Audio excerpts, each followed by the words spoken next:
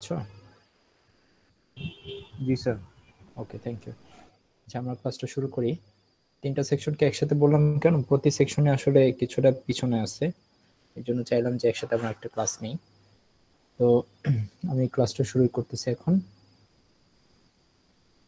আচ্ছা আমরা তিনটা সেকশনে একই সাথে শেষ হয়েছে আর কি লেকচারগুলা লেকচারটা হচ্ছে এটা নিয়ে ছিল স্ট্রেস ডিস্ট্রিবিউশন নিয়ে ছিল ওখানে আমরা একদম ফাইনাল ক্লাসটা পর্যন্ত সবখানে হ্যাঁ তিনটা সেকশনে শেষ হয়েছে তো ওইখানে আমরা যে জিনিসটা দেখছিলাম সেটা হচ্ছে আমাদের গ্রাউন্ড সারফেসের উপর যদি কখনো কোনো লোডিং থাকে সে হচ্ছে আমাদের এখানে এরকম একটা এটা হচ্ছে গ্রাউন্ড সারফেস আর এটার উপরে হচ্ছে আমাদের একটা ফুটিং অথবা যে কোনো শেপের যে কোনো টাইপের লোড থাকতে পারে এগুলো সব আমরা অ্যাড্রেস করছি আগে আচ্ছা আচ্ছা তো এটার উপরে হচ্ছে যে কোনো ধরনের লোডিং থাকবে সেটা হয়তো এখানে অ্যাজ এ স্ট্রেস আসতেছে তারপর হচ্ছে এই স্ট্রেসের জন্য আমরা ফাইনাইট এরিয়া মেথড দিয়ে ফাইনাইট এরিয়ার জন্য এরিয়া লোডিং এর জন্য আমরা ইয়াটা বের করছিলাম যে কোনো একটা পয়েন্টে কত স্ট্রেস জেনারেট হবে সে এই পয়েন্টে আমরা সিগমা জেডটা কত সেটা চেক করছিলাম আর কি এটা আমরা বের করতে পারি এখন কথা হচ্ছে যে এই পয়েন্টে আমি স্ট্রেস কত আসলো ডিউ টু দিস ফুটিং সেটা আমি বের করতে পারলাম কিন্তু আমরা যে জিনিসটা এখন পর্যন্ত দেখি নাই সেটা হচ্ছে যে এই যে মাঝখানে এখানে যে কিছু সয়েল লেয়ার্স ছিল সে হচ্ছে এখান থেকে এই পর্যন্ত একটা সয়েল লেয়ার ছিল তারপর এখানে আরেক টাইপের সয়েল লেয়ার ছিল সেই ইনফরমেশনগুলো আমরা পাবো কি সয়েল টেস্ট করার পরে যে কোন লেয়ারে কি কি টাইপের সয়েল আছে প্রত্যেকটা সয়েলের এক একটা যেরকম ইউনিট ওয়েট গুলো দেওয়া থাকবে সয়েল গুলো আমি একটু লিখি এরকম সে প্রথমটা আমরা যেটা পাইছিলাম সেটা আমরা একটা লুজ স্যান্ড একটা লেয়ার আমরা পাইছিলাম আর কি সয়েল টেস্ট করার পরে লুজ স্যান্ড আচ্ছা তো এখন এই লেয়ারটার থিকনেস গুলো দেওয়া থাকবে সে হচ্ছে আমি আমার যেখানে দরকার সেই পর্যন্ত আসতে সে মোটামুটি 3টা লেয়ার আমাকে ক্রস করে আসতে হয়েছিল আচ্ছা তো এখানে প্রত্যেকটা লেয়ারে ইন্ডিভিজুয়াল থিকনেস গুলো দেওয়া থাকবে এটা ছিল 5 ফিট এটা হচ্ছে 8 ফিট এটা হচ্ছে 6 ফিট এরকম আর প্রত্যেকটা লেয়ার ডেসক্রিপশন তো দেওয়া থাকবে এই লেয়ারগুলোর পরেরটা ধরো হচ্ছে ডেন্স স্যান্ড এরকম ডেন্স স্যান্ড তারপর লেয়ারটা হচ্ছে সফট ক্লে এরকম আর কি আচ্ছা তো আর প্রত্যেকটা লেয়ারে গামা দেওয়া থাকবে ইউনিট ওয়েটটা দেওয়া থাকবে সয়েল ইউনিট ওয়েট যেটা সেটা হচ্ছে গামা 1 আচ্ছা এখানে একটা ব্যাপার আছে যে ওয়াটার টেবিলটা কোথায় সয়েল টেস্ট করার পর তো আমরা এটা বুঝে ফেলবো যে আমাদের গ্রাউন্ড ওয়াটার টেবিল কোথায় আছে এই মুহূর্তে গ্রাউন্ড ওয়াটার টেবিল মানে এটা আমরা সেই ফার্স্ট লেকচার থেকে বলতেছি গ্রাউন্ড ওয়াটার টেবিল হচ্ছে সেই লেভেলটা যেই লেভেলের নিচে সয়েলের যে পোর স্পেস গুলো আছে মাঝখানে যে ভয়েড স্পেস সেটার মধ্যে ফুললি ওয়াটার থাকে কোনো এয়ার থাকে না so void space is fully occupied by water only সেই লেভেলটাকে আমরা বলি গ্রাউন্ড ওয়াটার টেবিল সে আমাদের গ্রাউন্ড ওয়াটার টেবিলটা সয়েল টেস্ট করে দেখা গেছে যে এই প্লেসে আছে আমাদের গ্রাউন্ড লেভেল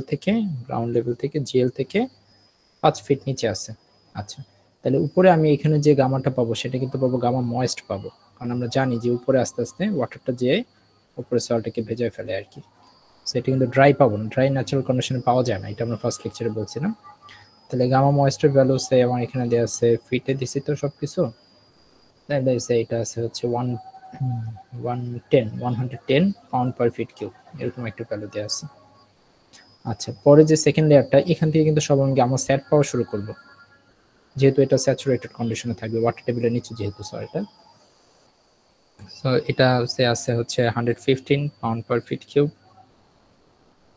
আর তারপর হচ্ছে এখানে যে গামাটা পাবো গামা সেট এটাও গামা সেট হবে এরপর যত লেয়ার থাকবে ওয়াটার টেবিলের নিচে সবগুলোর গামা আমরা স্যাচুরেটেড কন্ডিশনে পাবো আর কি 120 পাউন্ড পার ফিট কিউব এই ইনফরমেশনগুলো সব আসবে হচ্ছে আমাদের সয়েল টেস্ট রিপোর্ট থেকে আচ্ছা এখন আমি যেটা বলতেছিলাম আমরা কতদিন পর্যন্ত যেটা করছি সেটা হচ্ছে এই পয়েন্টে স্ট্রেসটা কত সেটা আমরা বের করছিলাম এটা কোন stress vertical stress due to this loading যেটা সুপার স্ট্রাকচার থেকে যে লোডটা আসতেছে সেই লোডের জন্য আচ্ছা কিন্তু এখন আমার ওই পয়েন্টের উপরে যে আরো সয়েল মাস আছে এই যে সয়েল মাসটা এই সয়েল মাসটা বিভিন্ন টাইপের সয়েল আছে এখানে ওদেরও তো পার্সোনাল একটা ওয়েট আছে সেই ওয়েটের জন্য কিন্তু এই পয়েন্টে একটা স্ট্রেস জেনারেট হবে তো সেটা হচ্ছে এখন আমাদের বের করার টার্গেট আমরা গত লেকচার পর্যন্ত এটা বের করছিলাম, সেটা হচ্ছে স্ট্রেস। আমি একটু লিখে দিই এটা কি ছিল। এটা ছিল হচ্ছে আমাদের stress at a point vertical stress, অবশ্যই ভার্টিক্যাল স্ট্রেস, এটা vertical stress at a point due to হচ্ছে সুপার স্ট্রাকচারাল স্ট্রেস, এরকম বলে দিই, সুপার স্ট্রাকচারাল লোড।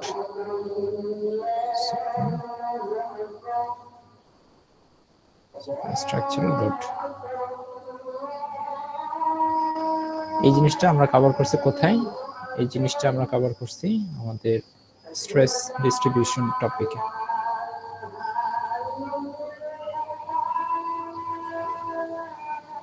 এই টপিকটাই এটা আমরা কভার করে আসছি। তো এখন আমাদের যে জিনিসটা আরো এটার সাথে দরকার, সেটা হচ্ছে আমাদের এখানে যে লোডিংটা আছে, লোডিংটা না সরি, এখানে যে সয়েল মাসটা আছে, এটার জন্য এই পয়েন্টে স্ট্রেস কত আসবে। তো এটার সাথে আরেকটা স্ট্রেস আসতে যাচ্ছে, সেটাকে আমরা বলি ভার্টিক্যাল ওভারবার্ডেন প্রেসার। এটা আরেকটা স্ট্রেস, এটা কত সেটা আমরা জানতে চাচ্ছি। সো এটার নাম হচ্ছে ভার্টিক্যাল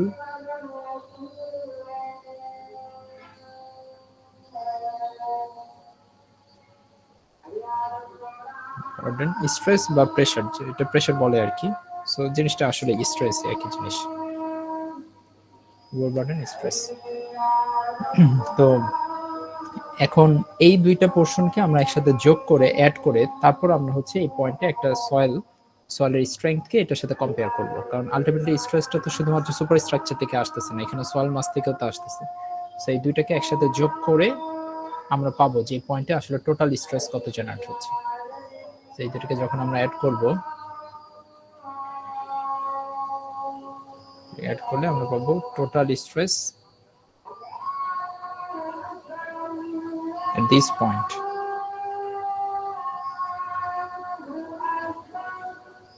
ওকে, তো আমরা যেহেতু আমাদের এটা অলরেডি সলভ, আমরা পার্টস এটা করতে পারি, আমরা এখন এটা কিভাবে করতে হয় এটা একটু দেখি। তো এই জন্য আজকে টপিকটার নাম হচ্ছে, টপিকটার নাম উপরে লিখি, principles of total and effective stress.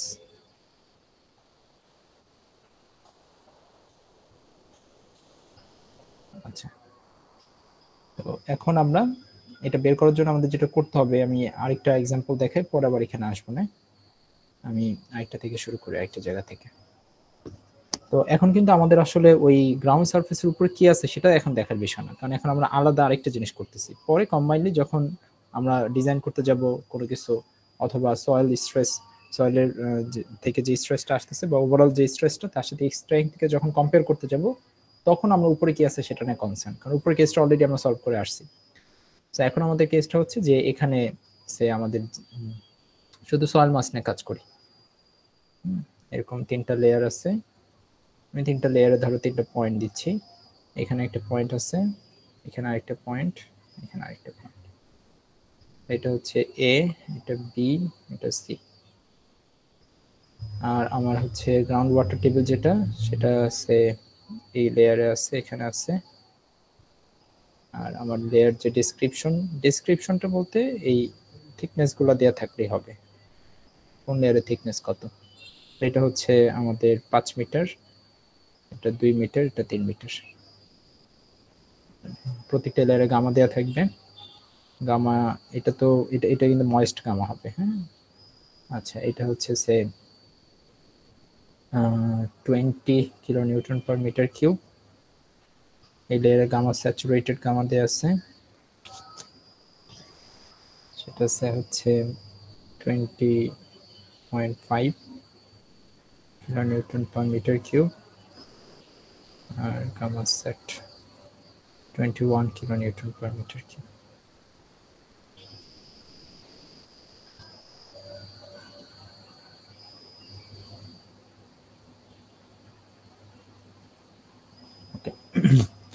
তো এখন উপর কি আছে সেটা কিন্তু আবার বলতেছে, এটা এখন দেখার বিষয় না, এটা আমরা আগে সলভ করে আসছি এই জিনিসটা। এখন হচ্ছে শুধু আমরা দেখবো যে ওভারবার্ডেন প্রেসার। ওভারবার্ডেন নাম থেকে বোঝা যাচ্ছে যে ওভারবার্ডেন মানে এই সয়েল মাসটা আমি সি পয়েন্টে যদি স্ট্রেস বের করতে চাই, তাহলে এর উপরে বার্ডেন কারা, উপরে সয়েল লেয়ার গুলো হচ্ছে তার জন্য বার্ডেন। তো এটাকে আমরা বলতেছি ভার্টিক্যাল ওভারবার্ডেন প্রেসার। তো এটা এখন বের করতে চাচ্ছি। এটার জন্য ফার্স্ট আমরা যখন এই পয়েন্টে বের করব, এই পয়েন্টে আমি টোটাল স্ট্রেস বের করি। তিনটা জিনিস আস্তে আস্তে বের করব। ফার্স্ট হচ্ছে টোটাল স্ট্রেস।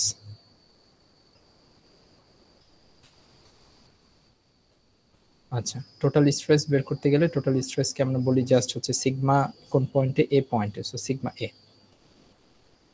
তো টোটাল স্ট্রেস বের করা হচ্ছে, স্ট্রেস বের করব কিভাবে, দেখো তোমার হাতে ইউনিট ওয়েট আছে না, ইউনিট ওয়েট এটার ইউনিটটা কি, kilo newton per metre cube, আর স্ট্রেস ইউনিট হচ্ছে kilo newton per metre square. So তার মানে কি এটাকে একটা ডাইমেনশনে মাল্টিপ্লাই করলে এটা kilo newton per metre square হয়ে যাবে, এবং সেই ডাইমেনশনটা হচ্ছে থিকনেস।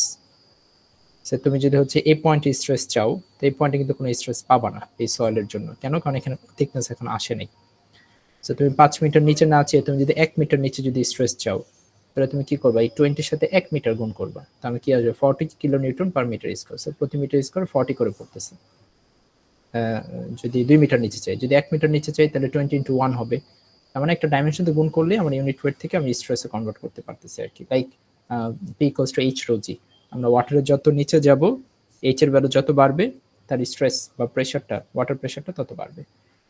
তো সো আমরা গামার সাথে মাল্টিপ্লাই করব কাকে, এই জাস্ট এই থিকনেসকে, তাহলে আমরা হচ্ছে স্ট্রেস পেয়ে যাব। তাহলে আমি এই পয়েন্টের জন্য বের করতে চাচ্ছি, তো সো এখানে হচ্ছে 20, তার সাথে মাল্টিপ্লাই হবে এই 5, তাহলে এটা হচ্ছে 100 kilo newton per metre square. Just ওই থিকনেসটা দিয়ে মাল্টিপ্লাই করলে হবে। এই পয়েন্টে চাইছে, এই জন্য আমি পুরো 5 দিয়ে মাল্টিপ্লাই করলাম, যেহেতু এই পয়েন্টে 5 মিটার নিচে আছে। আর এই পয়েন্টে আরো কিছু স্ট্রেস বের করতে হয়, তার মধ্যে আরেকটা হচ্ছে পোর ওয়াটার প্রেসার। পোর ওয়াটার প্রেসার। স্যার এখানে তো স্যার এ পয়েন্টে আমার দুইটা আছে, একটা গামা এম আর একটা গামা সেট, তাহলে কোনটা ইউজ করব?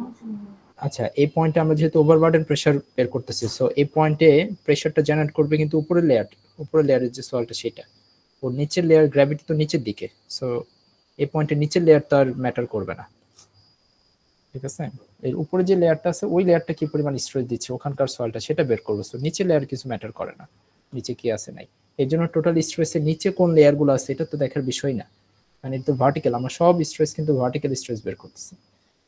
আচ্ছা, আবার যখন পোর ওয়াটার প্রেসার বের করবে তুমি, পোর ওয়াটার প্রেসারকে আমরা ইউ দ্বারা লিখি আর কি, দেখবা স্ট্রেংথ যখন পড়বা তখন এটাই দেখবা ইউএ, এই পয়েন্টে পোর ওয়াটার প্রেসার।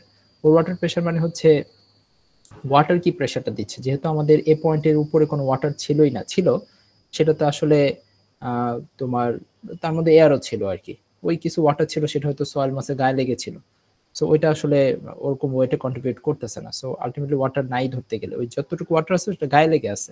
এমন যদি হয়তো পোর স্পেসের মধ্যে ওয়াটারের পার্সেন্টেজ অনেক বেশি, ওয়াটার অনেক বেশি, তাহলে সেই সলিড পার্টিকেল যেমন একটা স্ট্রেস দিচ্ছে ওর পার্সোনাল ওয়েটের জন্য, ওয়াটারও সেম ভাবে একটা স্ট্রেস দিত।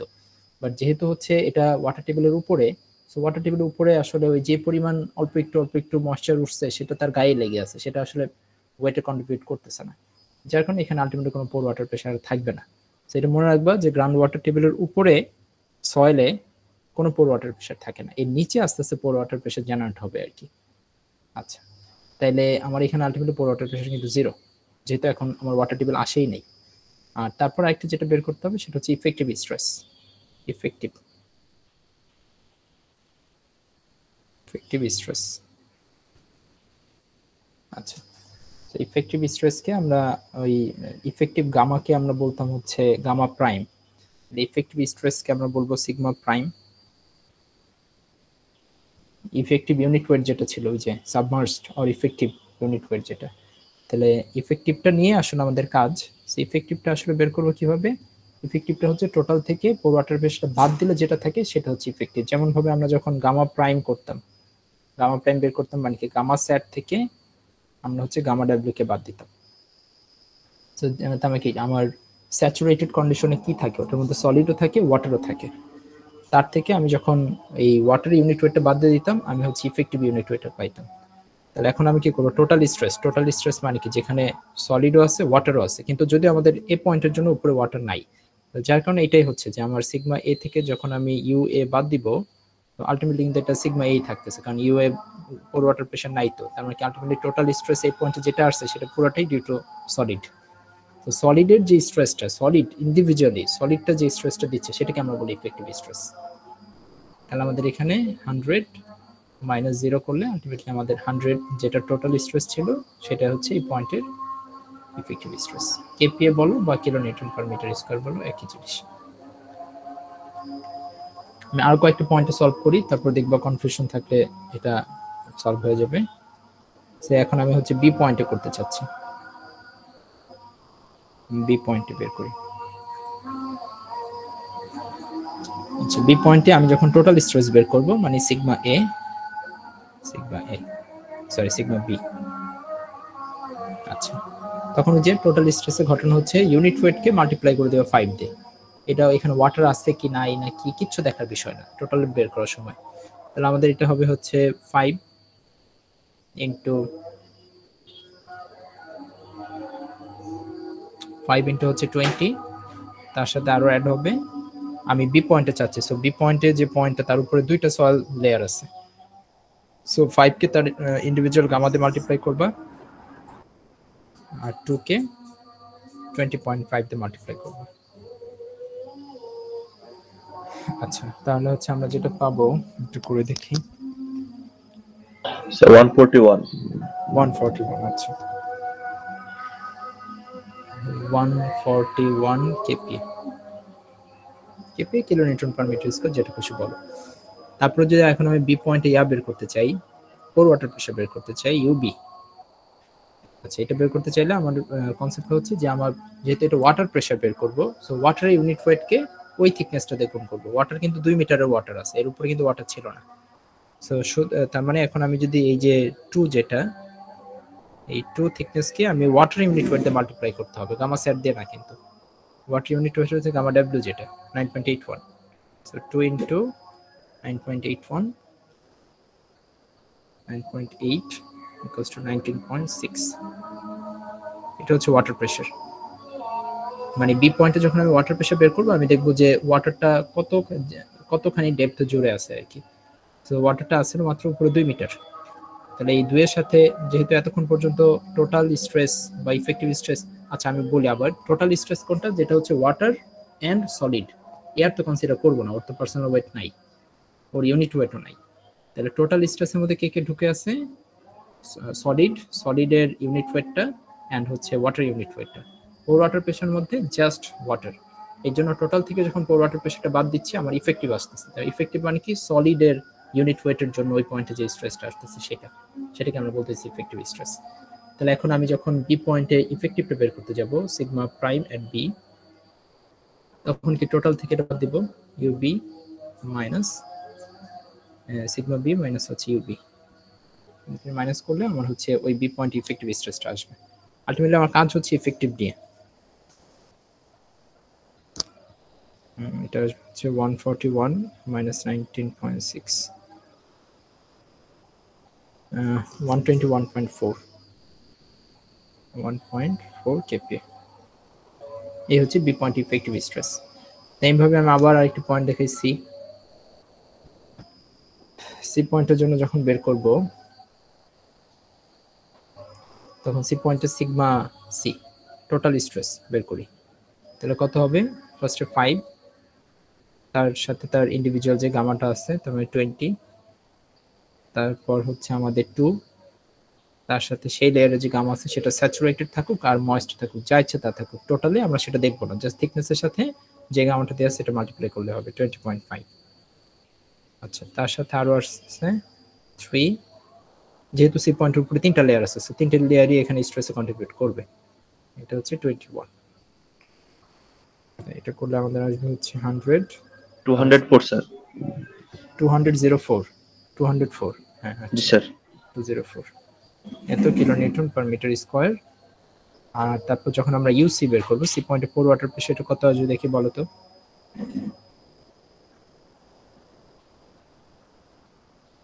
পোর water pressure 49 kPa 5 into 9.81 5 into 9.81 বা 9.8, 5 কেন? কারণ সি পয়েন্টের উপরে 5 মিটার পর্যন্ত ওয়াটার আছে, এই 3 আর 2 5, সো 2 + 3 তার সাথে 9.8 মাল্টিপ্লাই করলে 49 ওইটা আসে না, 5 × 9.8 49, হ্যাঁ 49 কেপিএ। আর সি পয়েন্টে যখন ইফেক্টিভ স্ট্রেস বের করব সিগমা সি প্রাইম, এখন একটা থেকে একটা জাস্ট বাদ দিব, 204 minus 49 minus 204 155 kPa। তো এই হচ্ছে আমাদের আসলে কিন্তু আলটিমেটলি আমাদের কনসার্ন কিন্তু ইফেক্টিভ নিয়ে। কেন ইফেক্টিভ নিয়ে? কারণ আমার আলটিমেটলি ওয়াটার যেহেতু আছে, সো ওয়াটার তো যে বুয়ান্সি ফোর্সের জন্য উপরে তো একটা ধাক্কা দিবে, তো ধাক্কা দিলে আমি যে বলতেছি যে আসলে এই পয়েন্টে যে আমি উপরে যে কেসটা বলছিলাম যে ওই পয়েন্টে আমার টোটাল স্ট্রেসটা দরকার, তাহলে টোটাল স্ট্রেসটা কিন্তু কখনো ইয়াটা আসতেছে না, এই যে ভার্টিক্যাল ওভারবার্ডেন প্রেশার যেটা, সেই ভার্টিক্যাল ওভারবার্ডেন প্রেশারটা কিন্তু আলটিমেটলি ইফেক্টিভ ভার্টিক্যাল ওভারবার্ডেন প্রেশারটা আমরা এখানে নেব, ইফেক্টিভটা নেব, ইফেক্টিভ ভার্টিক্যাল ওভারবার্ডেন প্রেশার। কেন? কারণ আলটিমেটলি টোটাল প্রেশারটা যেটা সেটা আসলে এখানে আসার কোনো সুযোগ নেই, কারণ বুয়ান্সি ফোর্সের কারণে উপর থেকে একটা ধাক্কা আসবে, তো আলটিমেটলি তুমি গামা সেট কে যে 120 কে তুমি 6 দিয়ে মাল্টিপ্লাই করে, তারপর 115 কে 8 দিয়ে মাল্টিপ্লাই করে, 110 কে 5 দিয়ে মাল্টিপ্লাই করে যোগ করে যেটা পাবা এই পয়েন্টে স্ট্রেস, সেটা তো প্র্যাকটিক্যালি এখানে কখনোই আসতেছে না। সেটা আসলো তার মানে কি পুরো জায়গাটা আমি সলিড চিন্তা করে করলাম, বাট এর মধ্যে ওয়াটার যে একটা সলিড না, সলিড অ্যান্ড ওয়াটার চিন্তা করে করলাম, বাট ওয়াটার যে উপর দিকে একটা ধাক্কা দিত সেটার কারণে তো প্রেশার একটু কমে যাবে, সেই চিন্তাটা তো করা হলো না। কিন্তু যখন আমরা ইফেক্টিভ নিয়ে কাজ করতেছি তখন আসলে শুধুমাত্র সলিডের স্ট্রেসটা নিয়ে আমরা কাজ করতেছি, মানে ওই ওয়াটার, এই যে গামা সেটের মধ্যে কিন্তু ওয়াটার ঢুকে আছে, এই যে 120 পাউন্ড পার ফিট কিউব পাইছে, এটা জাস্ট সলিডের না, কিন্তু ওয়াটার ঢুকে আছে। তো আলটিমেটলি এখান থেকে যখন আবার ওয়াটারটা বিয়োগ করে দিতেছি তখন আলটিমেটলি আমি সলিডটা পাইছি, যেটা আমার কাজ করার কথা। তো এর জন্য আমাদের এই সবসময় আলটিমেটলি কাজে লাগবে ইফেক্টিভটা। কিন্তু এখন আমরা আরেকটা প্রসেসে দেখবো যে ইফেক্টিভটা বের করতে গেলে যে সবসময় টোটাল আর পোর ওয়াটার প্রেশার বের করে তারপর একটা থেকে একটা মাইনাস করে করতে হবে এমন না, আসলে এটা আরেকটা শর্টকাট হয়ে আছে। সেটা হচ্ছে কোন জিনিসটা, যে আমি হচ্ছে বি পয়েন্ট ইফেক্টিভটা বের করতে চাচ্ছি, sigma B, sigma prime B, effective যেহেতু সব প্রাইম হবে। তাহলে আমরা তো এই এতক্ষণ পর্যন্ত যা করলাম আমরা দেখলাম যে আমরা স্ট্রেস বের করতে গেলে আমরা যেটা করি আমরা হচ্ছে ইউনিট ওয়েটের সাথে মাল্টিপ্লাই করি থিকনেসকে, সিম্পল জিনিস। তাহলে এখন আমি যদি বি পয়েন্টে করতে চাই তাহলে আমি দেখবো বি পয়েন্টে আমার উপরে কি কি লেয়ার আছে। সো বি পয়েন্টের উপরে যেটা আছে 5 মিটার একটা লেয়ার আছে, আর একটা 2 মিটার একটা লেয়ার আছে।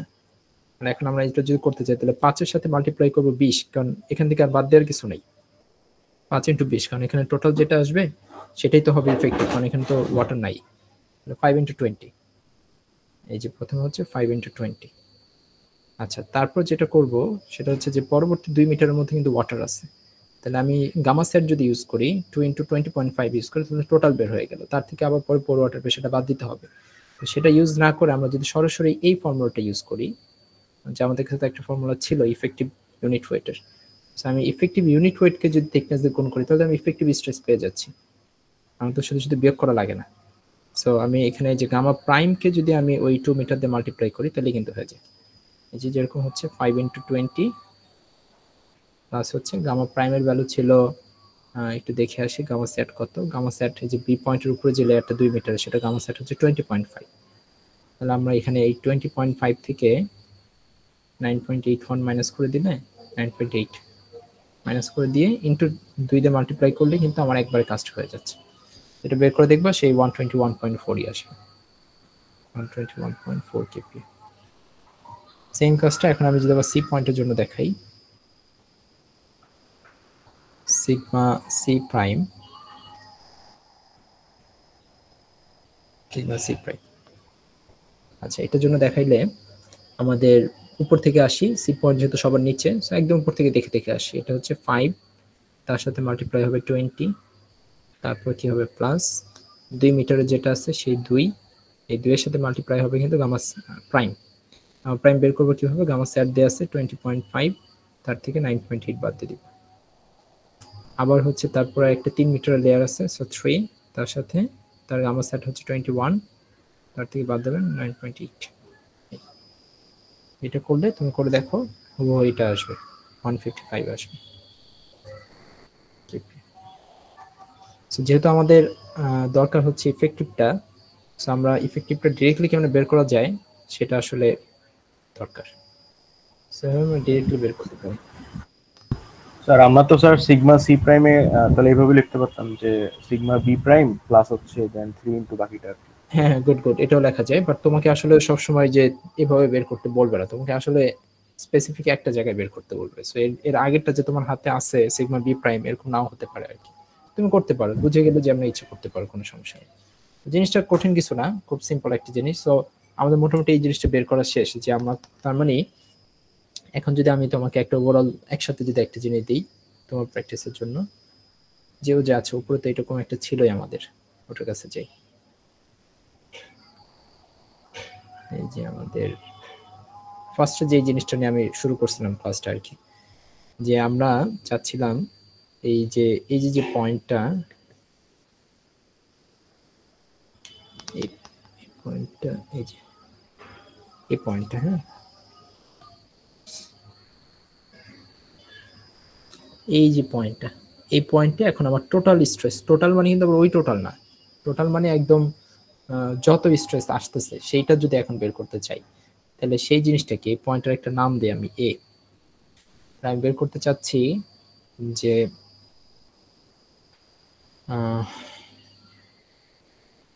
টোটাল স্ট্রেসই বলি না, total vertical stress at point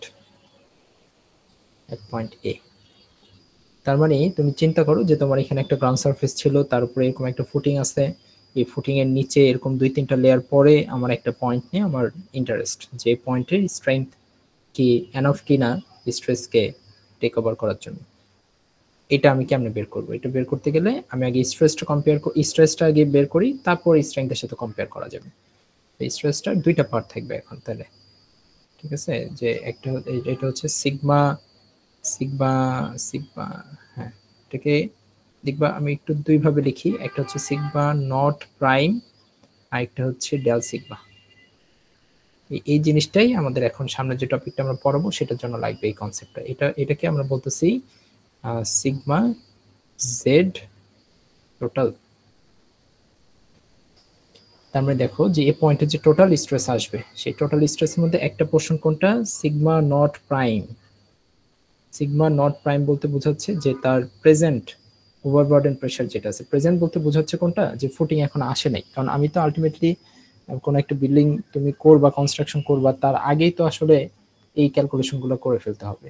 so তার মানে তার আগে আসলে বিল্ডিং কনস্ট্রাকশনের আগে এখানে কি ছিল, এই ফুটিংটা আসার আগে এখানে সয়েল মাস ছিল, জাস্ট সয়েল ছিল। ওই সময়ে কিন্তু আমার এই পয়েন্ট একটা প্রেসার এক্সপিরিয়েন্স করতেছিল, যে প্রেসারটাই হচ্ছে এটা সিগমা নট প্রাইম, ঠিক আছে? যেটাকে আমরা বলতেছি কি, এই যে প্রেজেন্ট ইফেক্টিভ, অনেকগুলো নাম কিন্তু বলতেছি, ঘুরে ফিরে একটু মিলাই নেবো আর কি কোনটা কি। প্রেজেন্ট ইফেক্টিভ ওভারবার্ডেন প্রেসার, এটা আসলে কি? এই প্রেসারটা হচ্ছে যে অলরেডি এখানে যে সয়েল মাসগুলো আছে, সয়েল লেয়ার্স গুলো আছে, সেই সয়েল লেয়ারের জন্য এই যে প্রেজেন্ট বর্তমানে যেটা আছে আর কি, ফুটিং এখন আসেনি কিন্তু সুপার স্ট্রাকচারাল লোড যেটা।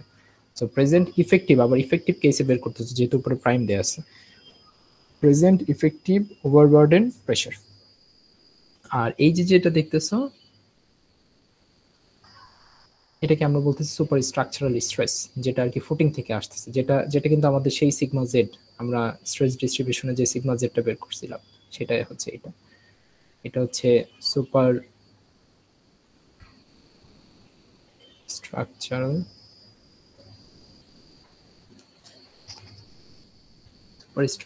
স্ট্রেস। আচ্ছা, এখন কথা হচ্ছে যে এটাকে আমরা ডেল কেন বলতেছি, ডেল বলার রিজন কি? ডেল বলার রিজন হচ্ছে এই জিনিসটা ভেরিয়েবল, এই জিনিসটা চেঞ্জ হতে পারে। হ্যাঁ, আজকে ধরো তুমি একতলা বিল্ডিং করছো, তারপর আরেকতলা বিল্ডিং করবা, তারপরে এই তার মানে কি যে এটার ভ্যালু আস্তে আস্তে চেঞ্জ হবে। কিন্তু সিগমা নট প্রাইম যেটা, এটা কিন্তু আসলে চেঞ্জ হওয়ার সুযোগ নেই, এটা তো সবসময় এখানে একটা সয়েল মাস থাকবে, এটা চেঞ্জ হওয়ার তেমন একটা সুযোগ নেই। সুযোগ যেটা হবে সবসময়, এটা অবশ্য ইফেক্টিভটাই, এটা যেটা সবসময় হবে সেটা হচ্ছে আমাদের এই কি বলে এটা চেঞ্জ হবে, ঠিক আছে? এটা বারবার এটা ভ্যালু চেঞ্জ হবে, এটা কয়দিন পর পর বিল্ডিং এর হাইট যত বাড়বে সয়েলের উপর ওই লেয়ারে গিয়ে স্ট্রেস চেঞ্জ হবে। তো আলটিমেটলি এই দুইটা স্ট্রেস একসাথে যোগ করে আমরা হচ্ছে ওই সয়েলের স্ট্রেংথের সাথে কম্পেয়ার করলে বের হবে যে আসলে কি এই সয়েলটা এই স্ট্রেসটা নিতে পারবে কিনা, অথবা এইখানে যদি না নিতে পারে তাহলে হয়তো উপরের এটা ইফেক্ট দেখা যাবে, উপরে ফুটিংটা ফেল করতে পারে একসময়। আচ্ছা, তাহলে এখন আমরা এই জিনিসটা পড়ার পরে এখন আমরা ওই জিনিসে যাই যে আজকে লেকচারটা কি নিয়ে, মেইনলি সেটা হচ্ছে কনসলিডেশন নিয়ে।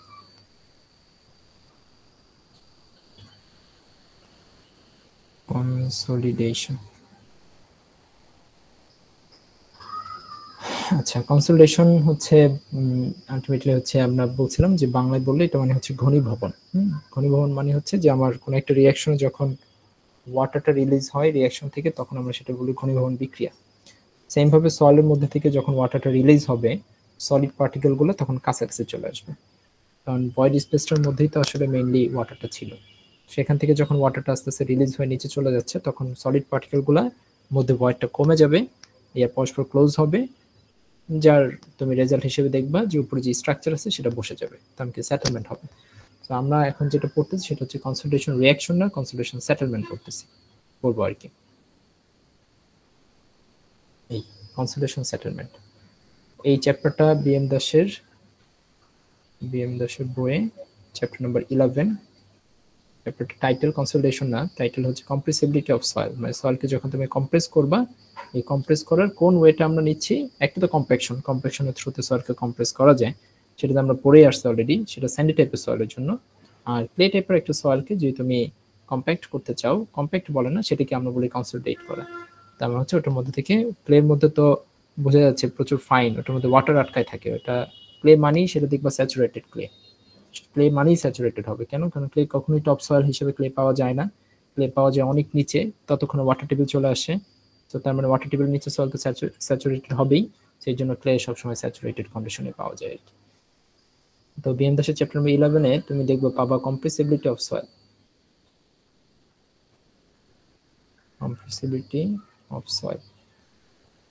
তো সেখানে আমরা এই কনসলিডেশন সেটেলমেন্ট নিয়ে একটু পড়াশোনা করি। আমি একটু দেখাই কোথায় আছে, বই থেকে পড়াবো। হ্যাঁ, এই কনসলিডেশনটা বই থেকেই দেখবো আমরা পড়াচ্ছি, বইয়ের মধ্যে খুব সুন্দর করে এক্সপ্লেন করা।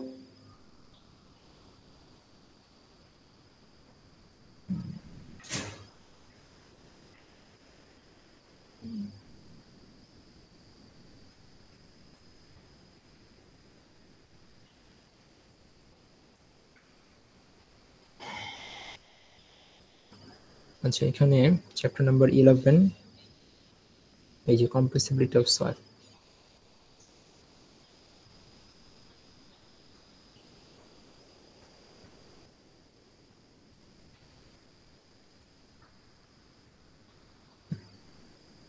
আচ্ছা ক্লাসটা রেকর্ড করার যে বিষয়টা এটা তোমাদের এন্ড থেকে দেখো। হ্যাঁ, এটা আমি তো রেকর্ড করতেছি না।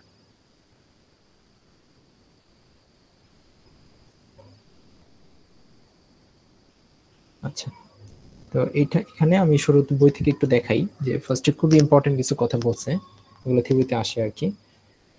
যে মেইনলি আসলে কম্প্রেসিবিলিটি অফ সয়েল, তো আমরা সয়েলকে অনেকভাবে কম্প্রেস করতে পারি।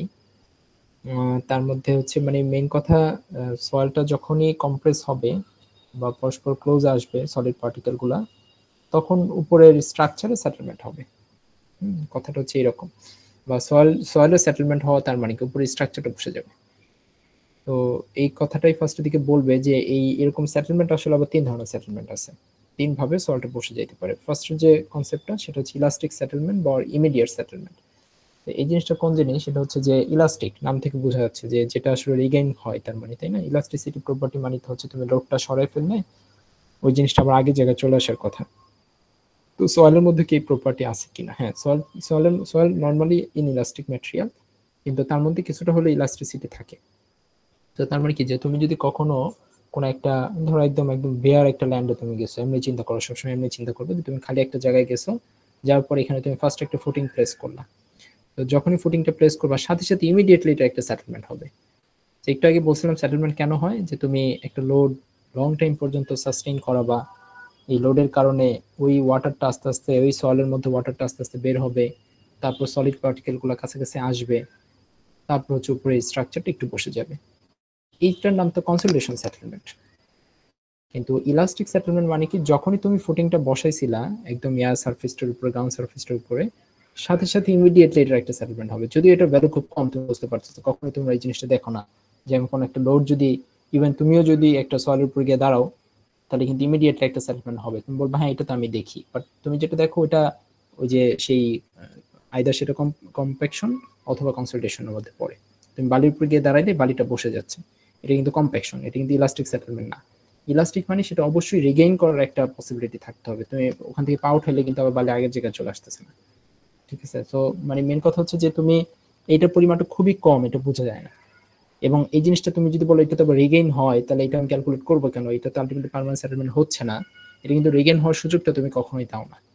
তুমি যেটা করো, তুমি কিন্তু ফুটিং একটা প্লেস করে তারপর ফুটিং কয়েকদিন পর উঠাই ফেলো না, এটা কিন্তু পার্মানেন্টলি ওখানে থেকে যায়। সো যেহেতু তুমি লোডটাকে রিলিজ করতেছো না, সো এই ইলাস্টিক সেটেলমেন্ট যেটা, সেটা রিগেইন পাওয়ার পসিবিলিটিও নাই।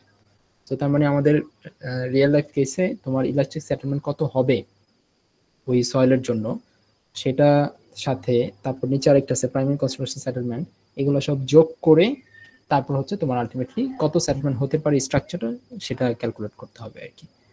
হ্যাঁ, যে তুমি বলবা যে না ইলাস্টিক তো রিগেন করেই ফেলবে, রিগেন করার অপশন তো তুমি দিচ্ছ না, তুমি তো আরো উল্টা এটার উপর লোড বাড়াচ্ছ। সো তুমি তো আর এমন না যে লোড রিলিজ করে আমি ফুটিংটা এখানে উঠাই ফেলে সলকে আগের জায়গায় নিয়ে আসতেছি। সো রিগেন অপশনটা যেহেতু থাকতেছে না, সো আমাদের ইলাস্টিক সেটেলমেন্ট ক্যালকুলেট করে তারপরে প্রাইমারির সাথে প্রাইমারি কনসলিডেশন সেটেলমেন্ট যেটা কনসলিডেশন সেটেলমেন্ট, সেটার সাথে যোগ করে তারপর আমাদের দেখতে হবে যে এই পরিমাণ সেটেলমেন্ট হতে যাচ্ছে, এটা কি আমার কোড কি এতখানি সেটেলমেন্ট অ্যালাউ করবে কিনা। তো আমরা সেই সেটেলমেন্ট গুলো বের করবো আর কি।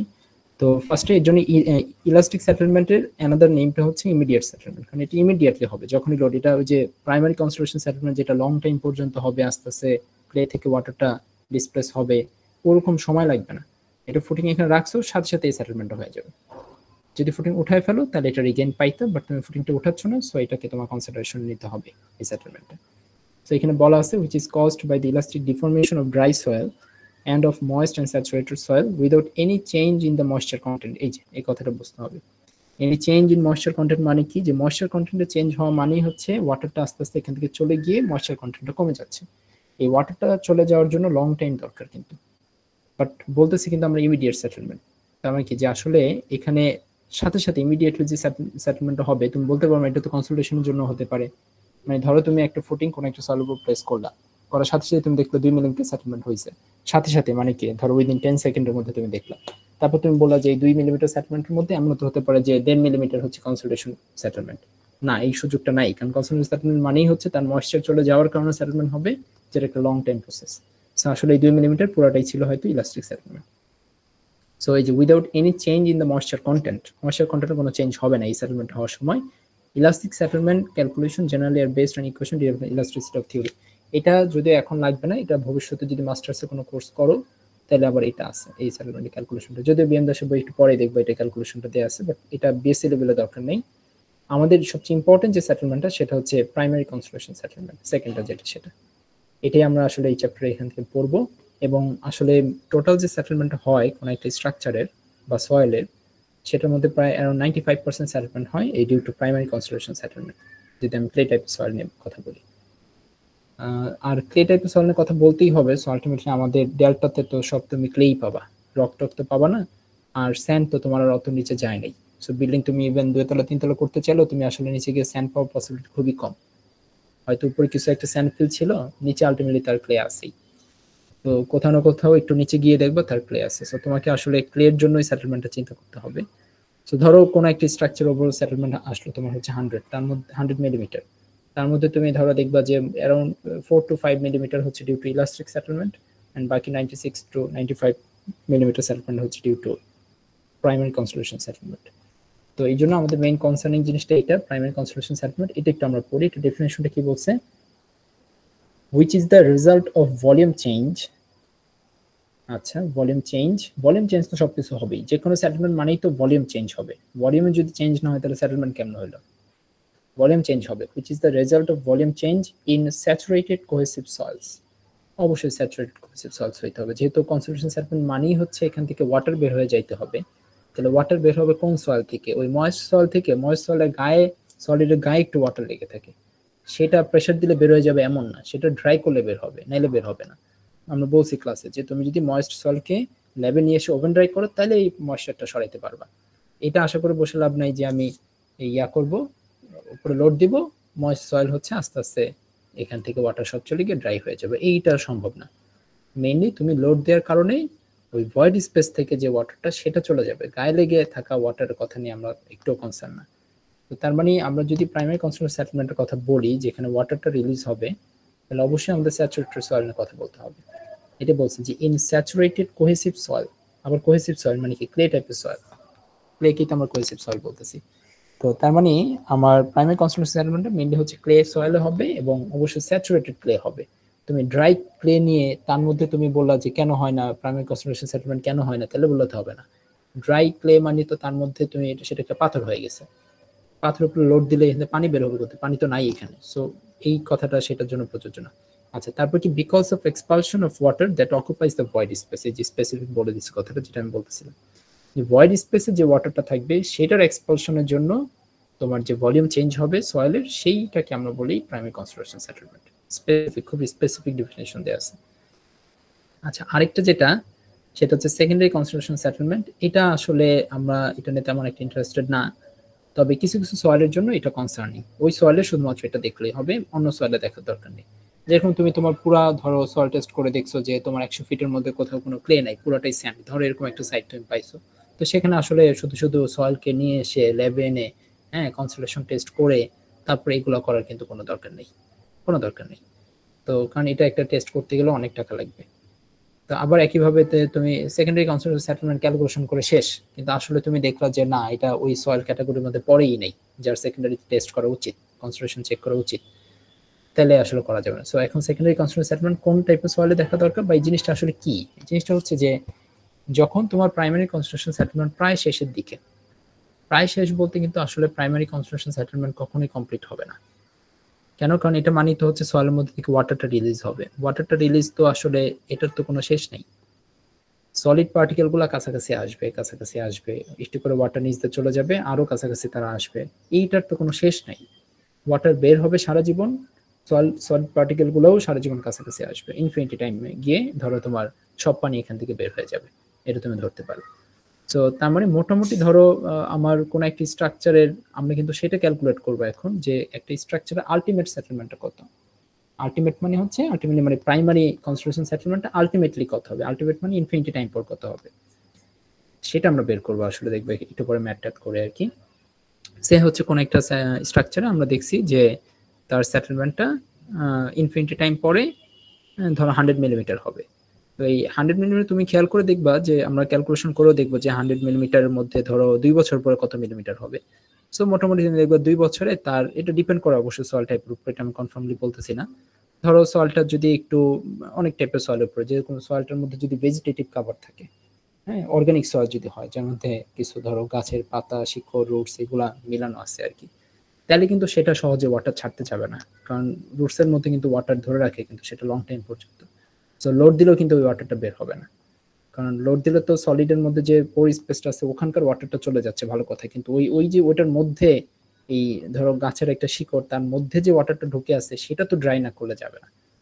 তো তার মানে এই ভেজিটেটিভ কাভার থাকা বা অর্গানিক সয়েল থাকা এগুলো কিন্তু ফাউন্ডেশন ম্যাটেরিয়াল হিসেবে খুবই খারাপ, কারণ এটার মধ্যে থেকে ওয়াটারটা বের হয় না, এটা ভবিষ্যতে কি করবে, এটা সাপ্লিমেন্টের জন্য দায়ী হবে এই জিনিসটা, অর্গানিক সয়েলটা আর কি।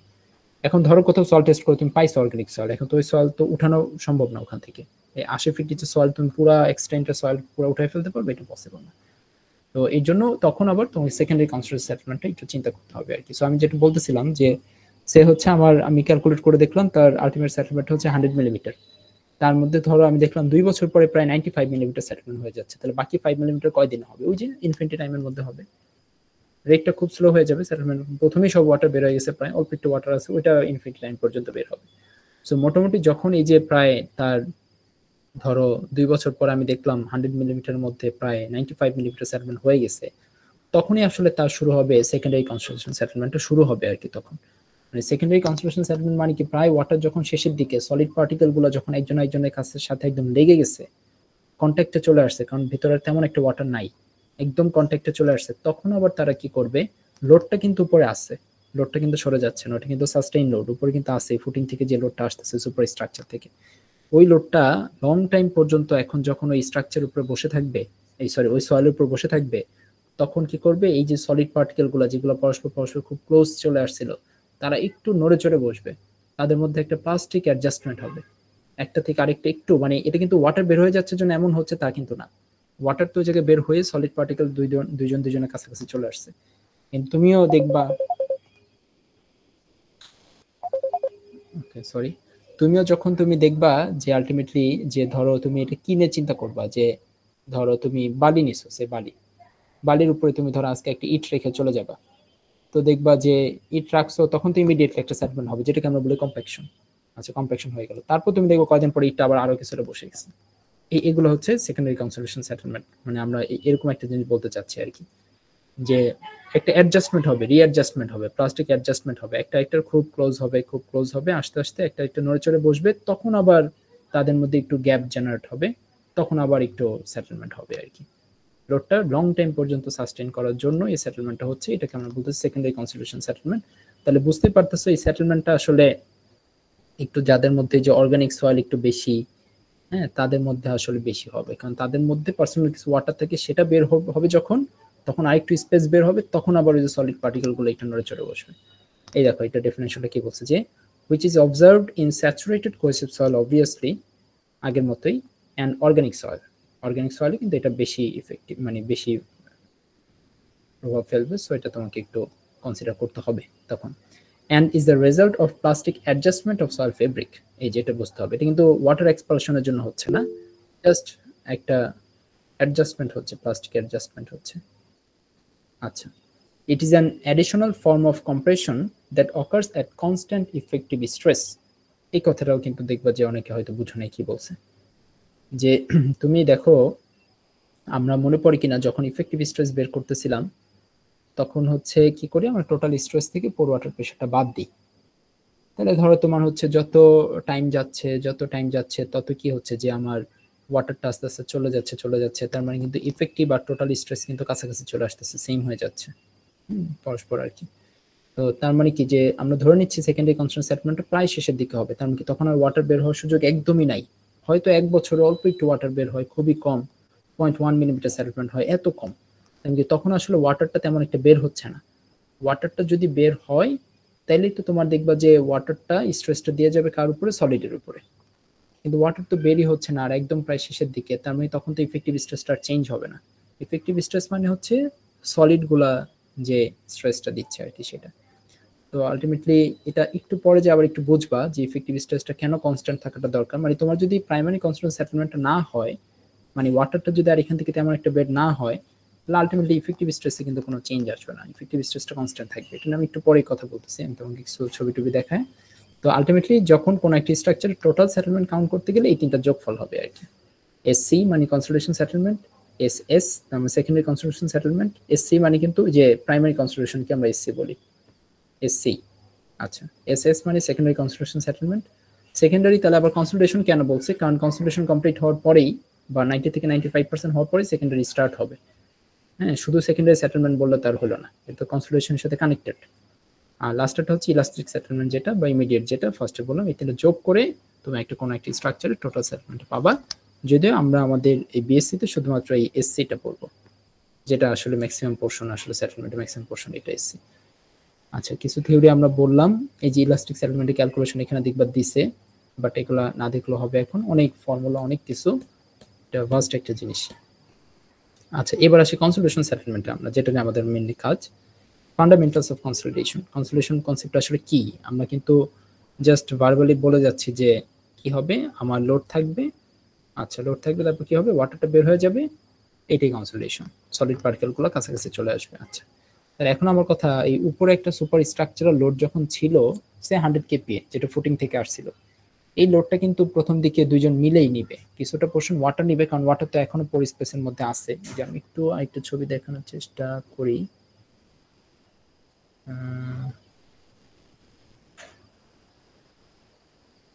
আচ্ছা, আমি একটু নিজে করে দেখাই। আচ্ছা দেখো, সে হচ্ছে যে তুমি যখনই গ্রাউন্ড সারফেসের উপরে এই যে একটা লোড আছে থ্রু ফুটিং এটা আসতেছে, এখন আমার এখানে যে যে সলিড পার্টিকেল গুলো ছিল তার মধ্যে কিন্তু আবার ওয়াটার ছিল, কারণ আমরা স্যাচুরেটেড কোহেসিভ সয়েল নিয়ে কথা বলতেছি। সো একটা পার্টিকেলের মধ্যে কিন্তু আবার ওয়াটারও ছিল।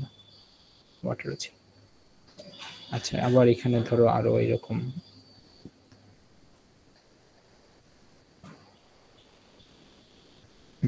এগুলো ওয়াটার আর এগুলো হচ্ছে সলিড পার্টিকেল। আচ্ছা, এখন আমি যখন উপর থেকে স্ট্রেসটা যখন আসতেছে এই লেভেলে, সে হচ্ছে তোমার 100 kPa, তখন ধরো এই হচ্ছে আমার সয়েল মাস, যেটা আমি কথা বলতেছি। সব জায়গায় এরকম সলিড আছে আর কি আছে, ওয়াটার আছে, এয়ার কিন্তু নাই। স্যাচুরেটেড কোহেসিভ সয়েল কিন্তু, এয়ার নাই। তাহলে এখন তুমি যখন ইমিডিয়েটলি লোডটা পড়ছে 100 kPa, তার মানে কি এট টাইম t ইকুয়ালস টু 0, মানে যখন মাত্র তুমি সয়েলের উপরে লোডটা দিছো t ইকুয়ালস টু 0 সময়, তখন যেটা হবে যে তখন পোর ওয়াটার প্রেসার সেটা হবে 100 kPa, কমপ্লিটলি 100। আর ইফেক্টিভ স্ট্রেস মানে সলিড যে স্ট্রেসটা নিবে, 100 kPa এর সলিড যে পোরশনটা নিবে সেটাকে আমরা বলতেছি ইফেক্টিভ স্ট্রেস, সেটা হবে 0। মানে ফার্স্ট টাইম যখন 100 kPa আসছে, সব জায়গায় কিন্তু স্যাচুরেটেড কোহেসিভ সয়েল মানে কিন্তু আলটিমেটলি সলিড পার্টিকেল গুলোও পানির মধ্যে ভাসতেছে, এরকম সিচুয়েশন। ঠিক আছে, জায়গায় জায়গায় পানি, সব জায়গায় পানি। তো আলটিমেটলি দেখো যে তুমি যদি এভাবে একটু চিন্তা করো, যে তুমি তোমার খুব সিম্পল একটা ওয়ে তোমার চিন্তা, তোমার মনে হবে যে না কেন আমার এই 100 kPa এর সাথে সাথে দুজনে নিবে, কিছু পরিমাণে নিবে সলিড কিছুটুকু নিবে আর ওয়াটার কিছুটুকু নিবে। কিন্তু তুমি একটু এভাবে চিন্তা করো তো, যে ধরো তোমার ধরো কি বলবো, একটা পলিথিনের ব্যাগ চিন্তা করো, সেই পলিথিনের ব্যাগটা হচ্ছে পুরোটা ধরো ভরা হচ্ছে পানি দিয়ে, হ্যাঁ, তার মধ্যে ধরো কয়েকটা তোমার এরকম অনেকগুলা, ধরো অনেক মোটামুটি ভালোই অনেকগুলা চিনির টুকরা আছে, হ্যাঁ, সুগারের কিছু টুকরা আছে। এখন যখন তুমি বাইরে থেকে প্রেসার দিবা, পলিথিনটার বাইরে থেকে, পানি ভর্তি পলিথিনটার বাইরে থেকে যখন তুমি প্রেসার দিবা, তখন কিন্তু আলটিমেটলি প্রেসারটা কিন্তু ফুল নিচ্ছে ওয়াটার। ওই ভেতরে যে সলিড গুলো আছে ওইটাও কিন্তু টেরও পাচ্ছে না যেখানে আলটিমেট কোনো প্রেসার আসতেছে। সেম কথা তুমি বেলুনের জন্য চিন্তা করতে পারো, একটু ফুলানো বেলুন, তার মধ্যে ধরো তুমি কিছু কিছু কাগজের টুকরা রেখে দিছিলা, যখন তুমি প্রেসারটা দিবা, প্রেসারটা কিন্তু বেলুনের মধ্যে যে গ্যাসটা, সেই গ্যাসটা নিচ্ছে, ওই সলিডের কাছে কিন্তু প্রেসারটা যাচ্ছে না। সেম জিনিসটা এখানে হচ্ছে, যখনই 100 kPa স্ট্রেসটা তুমি দিলা, 100 kPa কিন্তু আলটিমেটলি এই যে সলিড, আলটিমেটলি ওয়াটার আর সলিড একসাথে আছে, কিন্তু ইমিডিয়েটলি পুরো প্রেসারটাই নেবে হচ্ছে কি এই ওয়াটার, সলিড তখন কোনো স্ট্রেস নিচ্ছে না। তাহলে সলিড আসলে স্ট্রেসটা কখন নিবে? এই যে যখন একটু পরে শুরু হয়ে যাবে কি, এই যে ওয়াটার নিচে চলে যাওয়া, এটা কিন্তু আমরা বলতেছি কনসোলিডেশন। আস্তে আস্তে ওয়াটার চলে যাবে নিচে। ওয়াটার যখন চলে যাবে তখন কি হবে, এই যে একটা সলিডে কন্ট্যাক্টে আসবে, যেটা একটু আগে আমি বলতেছিলাম, এই যে একটা কাছাকাছি চলে আসবে, কন্ট্যাক্টে চলে আসবে, কারণ মাঝখানে ওয়াটারটা চলে গেছে। তাহলে তখন কিন্তু একটা যখন একটার সাথে কন্ট্যাক্টে চলে আসছে, তখনই এই 100 kPa কিছুটা কন্ট্রিবিউশন ওরা নেওয়া শুরু করবে। এই যে তার মানে কি, ওয়াটার ওর প্রেসারটাকে, ওর উপরে যে পুরো 100 kPa প্রেসারটা ছিল, এটা আস্তে আস্তে রিলিজ করবে, দিয়ে যাবে কাকে, সলিডকে, ওয়াটারটা চলে যাবে। তাহলে ধরো এক টাইম টি, একটা টাইম পরে, এটা কতদিন পরে এটা আসলে আমরা জানি না, এটা 1 বছর পরে, 2 বছর পরে, 5 দিন পরে, 1 ঘন্টা পরে, 2 মিনিট পরে, যে কোনো দিন পরে, যে কোনো সময় পরে যাই তুমি দেখবে কি যে একটা পোর্শন নিচ্ছে কি ইউ, সে যে কোনো একটা পোর্শন, ধরো 70 kPa নিচ্ছে হচ্ছে আমাদের ওয়াটার, আর বাকি যে 30 kPa সেটা দিয়ে যাচ্ছে কাকে, সলিডকে। তার মানে এই যে ইফেক্টিভ, যেটা ইফেক্টিভ মানে কি, সলিড যে স্ট্রেসটা নিচ্ছে, তাহলে ওয়াটার যদি এই 100 kPa 70 kPa নিয়ে নেয়, তাহলে বাকি 30 kPa কে নিচ্ছে, সলিড নিচ্ছে। আর আমাদের কনসোলিডেশনের ফান্ডামেন্টাল যেটা, সেটা হচ্ছে যখনই এট time T equals to infinity হয়ে যাবে, তখন তার এখানে কোনো ওয়াটার থাকবে না, সব ওয়াটার চলে যাবে, 100% কনসোলিডেশন হয়ে যাবে। তাইলে তখন কি হবে, তখন এই পোর ওয়াটার প্রেশারটা হয়ে যাবে 0, আমি কি তখন তো ওয়াটারই নাই, ওয়াটার কি আমরা প্রেশার নিবে, আর তখন এই পুরা স্ট্রেসটা চলে আসবে কার উপরে, সলিড পার্টিকেলের উপরে, কারণ একমাত্র ওখানে থাকবে তখন সলিড পার্টিকেল 100 kPa। এইটাকে আমরা বলতেছি ফান্ডামেন্টালস অফ কনসোলিডেশন, এই কনসেপ্টটা, যে আলটিমেটলি কি হবে, ওয়াটার প্রেশারটা আসলে দেওয়া যাবে সলিডের ঘাড়ে। তো এই জিনিসগুলো একটু এখানে একটু যদি তুমি পড়ো, একটু বইটা পড়তে হবে, কনসোলিডেশন বুঝতে চাইলে এটা খুব ইম্পর্টেন্ট একটা জিনিস। সো ফার্স্টে দেখবা এই জিনিসগুলো বলবে যে কি কি হচ্ছে, হ্যাঁ, এইদিকে একটু পরে যাওয়ার পরে দেখবা এগুলো একটু বলবে যে এই দুটো সামেশন। তারপর এখানে তুমি দেখতে পারো যে এট টাইম টি ইকুয়ালস টু 0, ফার্স্টে যে জিনিসটা হয়েছিল, এই টি ইকুয়ালস টু 0 সিনারিও হচ্ছে এই উপরের যে এগুলো দিছে, উপরের যে ফিগারটা, সেটা কথা আর কি, যে তার মানে টোটাল স্ট্রেস কত ছিল, ধরো এটা ডেল সিগমা, ওই যে সেই ডেল সিগমা মনে পড়ে কিনা, আমি যে একটু আগে দেখাইছিলাম, ডেল সিগমা মানে কি, ওই যে সুপার স্ট্রাকচার থেকে যে স্ট্রেসটা আসবে সেটাকে আমরা ডেল সিগমা বলছিলাম। সো এটাকে আমরা বলতেছি টোটাল স্ট্রেস। টোটাল স্ট্রেসটা কত, ডেল সিগমা। এই ডেল সিগমার মধ্যে এই এট টাইম টি ইকুয়ালস টু 0 তে কি হয়েছে দেখছো, ডেল ইউ। ডেল ইউ মানে কি, ডেল ইউ কেন বলছে, খালি ইউ না বলে, কারণ পোর ওয়াটার প্রেশারটা তো ফিক্স না, এটা তো চেঞ্জ হবে উইথ টাইম, চেঞ্জ হতে থাকবে। তো সো ফার্স্টের দিকে যেরকম পুরোটা পোর ওয়াটার প্রেশার থাকবে, এই যে দেখছো ফার্স্টের দিকে মানে কি টি ইকুয়ালস টু 0 সময় কি হয়েছে, ডেল ইউ আর ডেল সিগমা সেম। তার মানে তুমি যে পরিমাণ স্ট্রেস দিছো সেটা পুরোটাই কে নিচ্ছে, ওয়াটার নিচ্ছে। আচ্ছা, একদম শুরুর দিকে সিনারিওটা। তখন দেখো তোমার ইফেক্টিভ স্ট্রেস ইনক্রিজ, কোনো ইফেক্টিভ স্ট্রেস নাই। আমি যেটা একটু আগে আঁকলাম আর কি, প্রথম প্রথম কেসটাই যেটা, এই যে, ঠিক আছে। তারপর তুমি দেখো যে একটু পরে কি হলো, at time T equals to T, এই যে 0 থেকে ইনফিনিটির মধ্যে অন্য যে কোনো একটা সময় যদি তুমি যাও, তখন দেখবে যে তোমার যে টোটাল স্ট্রেস ডেল সিগমা, যেটা সুপার স্ট্রাকচার থেকে আসছে ফুটিং এর থ্রুতে, সেটা একটা সার্টেন পোর্শন নিচ্ছে পোর ওয়াটার। এই যে এই গ্রিন কালার নাকি ব্লু কালারের যেটা, সেটা স্ট্রেস কতটুকু নিচ্ছে সেটা বোঝাচ্ছে। সো এখানে পোর ওয়াটার প্রেশার নিচ্ছে একটু, আর বাকিটুকুকে নিচ্ছে ইফেক্টিভ নিচ্ছে। আচ্ছা, তারপর তুমি যখন at time T equals to ইনফিনিটিতে চলে যাবা, মানে যখন কনসোলেশন শেষ, 100% কনসোলেশন হয়ে গেছে, তখন তুমি যা দেখো তোমার যে টোটাল স্ট্রেস যেটা তুমি দিছিলা, পোর ওয়াটার প্রেশার নাই, কোনো পোর ওয়াটার প্রেশার নাই, কারণ ইনফিনিটি টাইম হয়ে গেছে। তার মানে কি, পোর ওয়াটার প্রেশার সব, পোর ওয়াটার সব চলে গেছে, ওয়াটার প্রেশারটা ফুললি কনভার্ট হয়ে গেছে ইফেক্টিভ স্ট্রেস। ঠিক আছে, এটা একটু দেখো। এতটুকু আমি যতটুকু পড়াচ্ছি অতটুকু জানলেই তুমি মোটামুটি সামনের জিনিসগুলো বুঝবা। তো এই যে শুরু হলো কনসোলেশন টেস্ট, যেটা কনসোলোমিটারের মধ্যে তুমি টেস্ট করবা।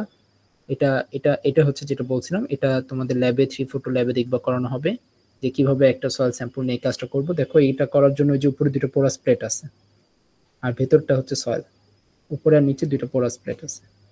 এই পোরাস প্লেট দিয়ে কেন, কারণ তুমি যখন লোড দিবা তখন ওয়াটার বের হওয়ার সুযোগ রাখতে হবে না, তুমি দুই দিকে ড্রেনেজ ওপেন রাখছো, নিচ দিয়েও ড্রেনেজ আছে, পানি বেরোতে পারবে, উপর দিকেও বেরোতে পারবে, পোরাস স্টোন দিয়ে রাখছো দুই পাশে।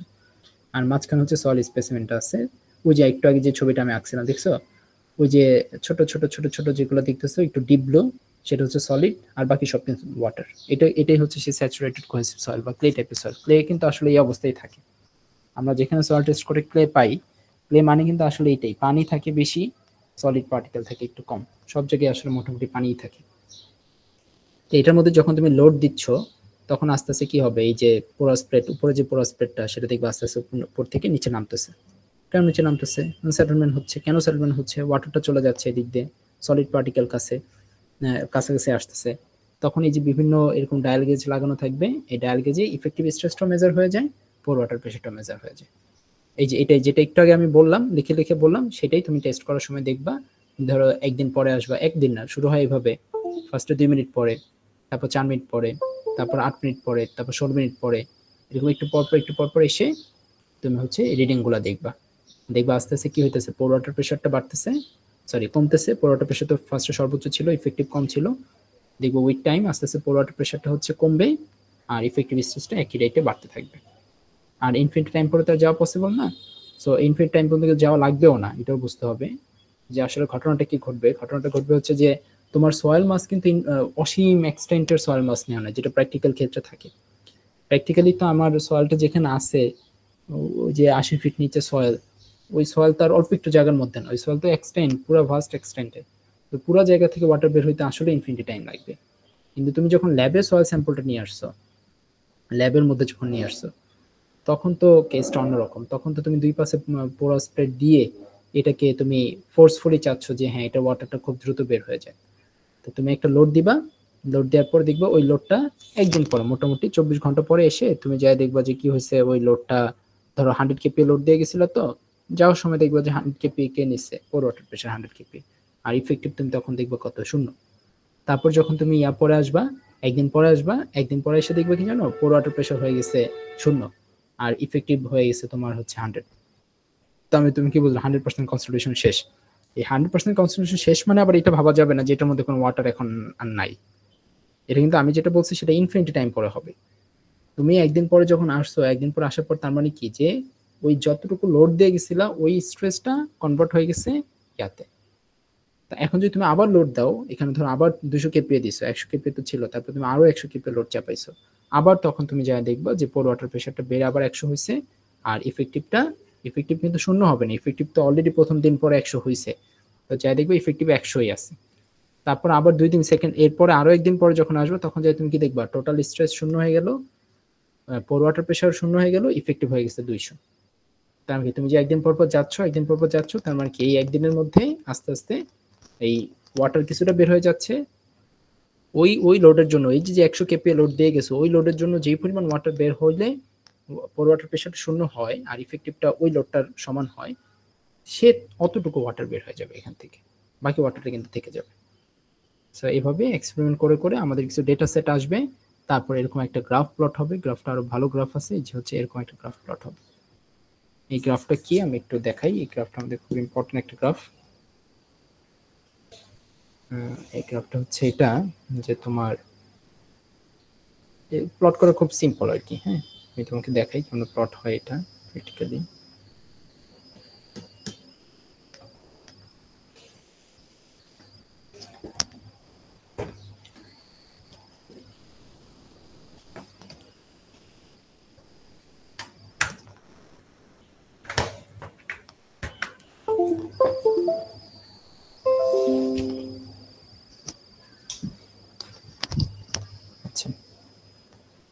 এখানে তোমার যে গ্রাফটা প্লটিংটা দেখাই না,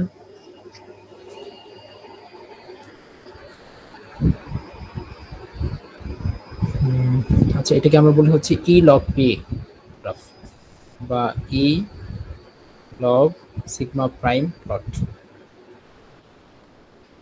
এই প্লটিংটা তোমাদের লাগবে না, এটা ওই 342 ল্যাবে গিয়ে করবা, কিন্তু প্লটিং এটা কেমন হচ্ছে সেটা একটু আমি দেখাই।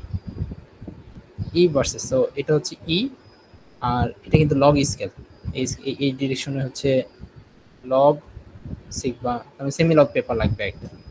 এটা হচ্ছে নরমাল অ্যাক্সিস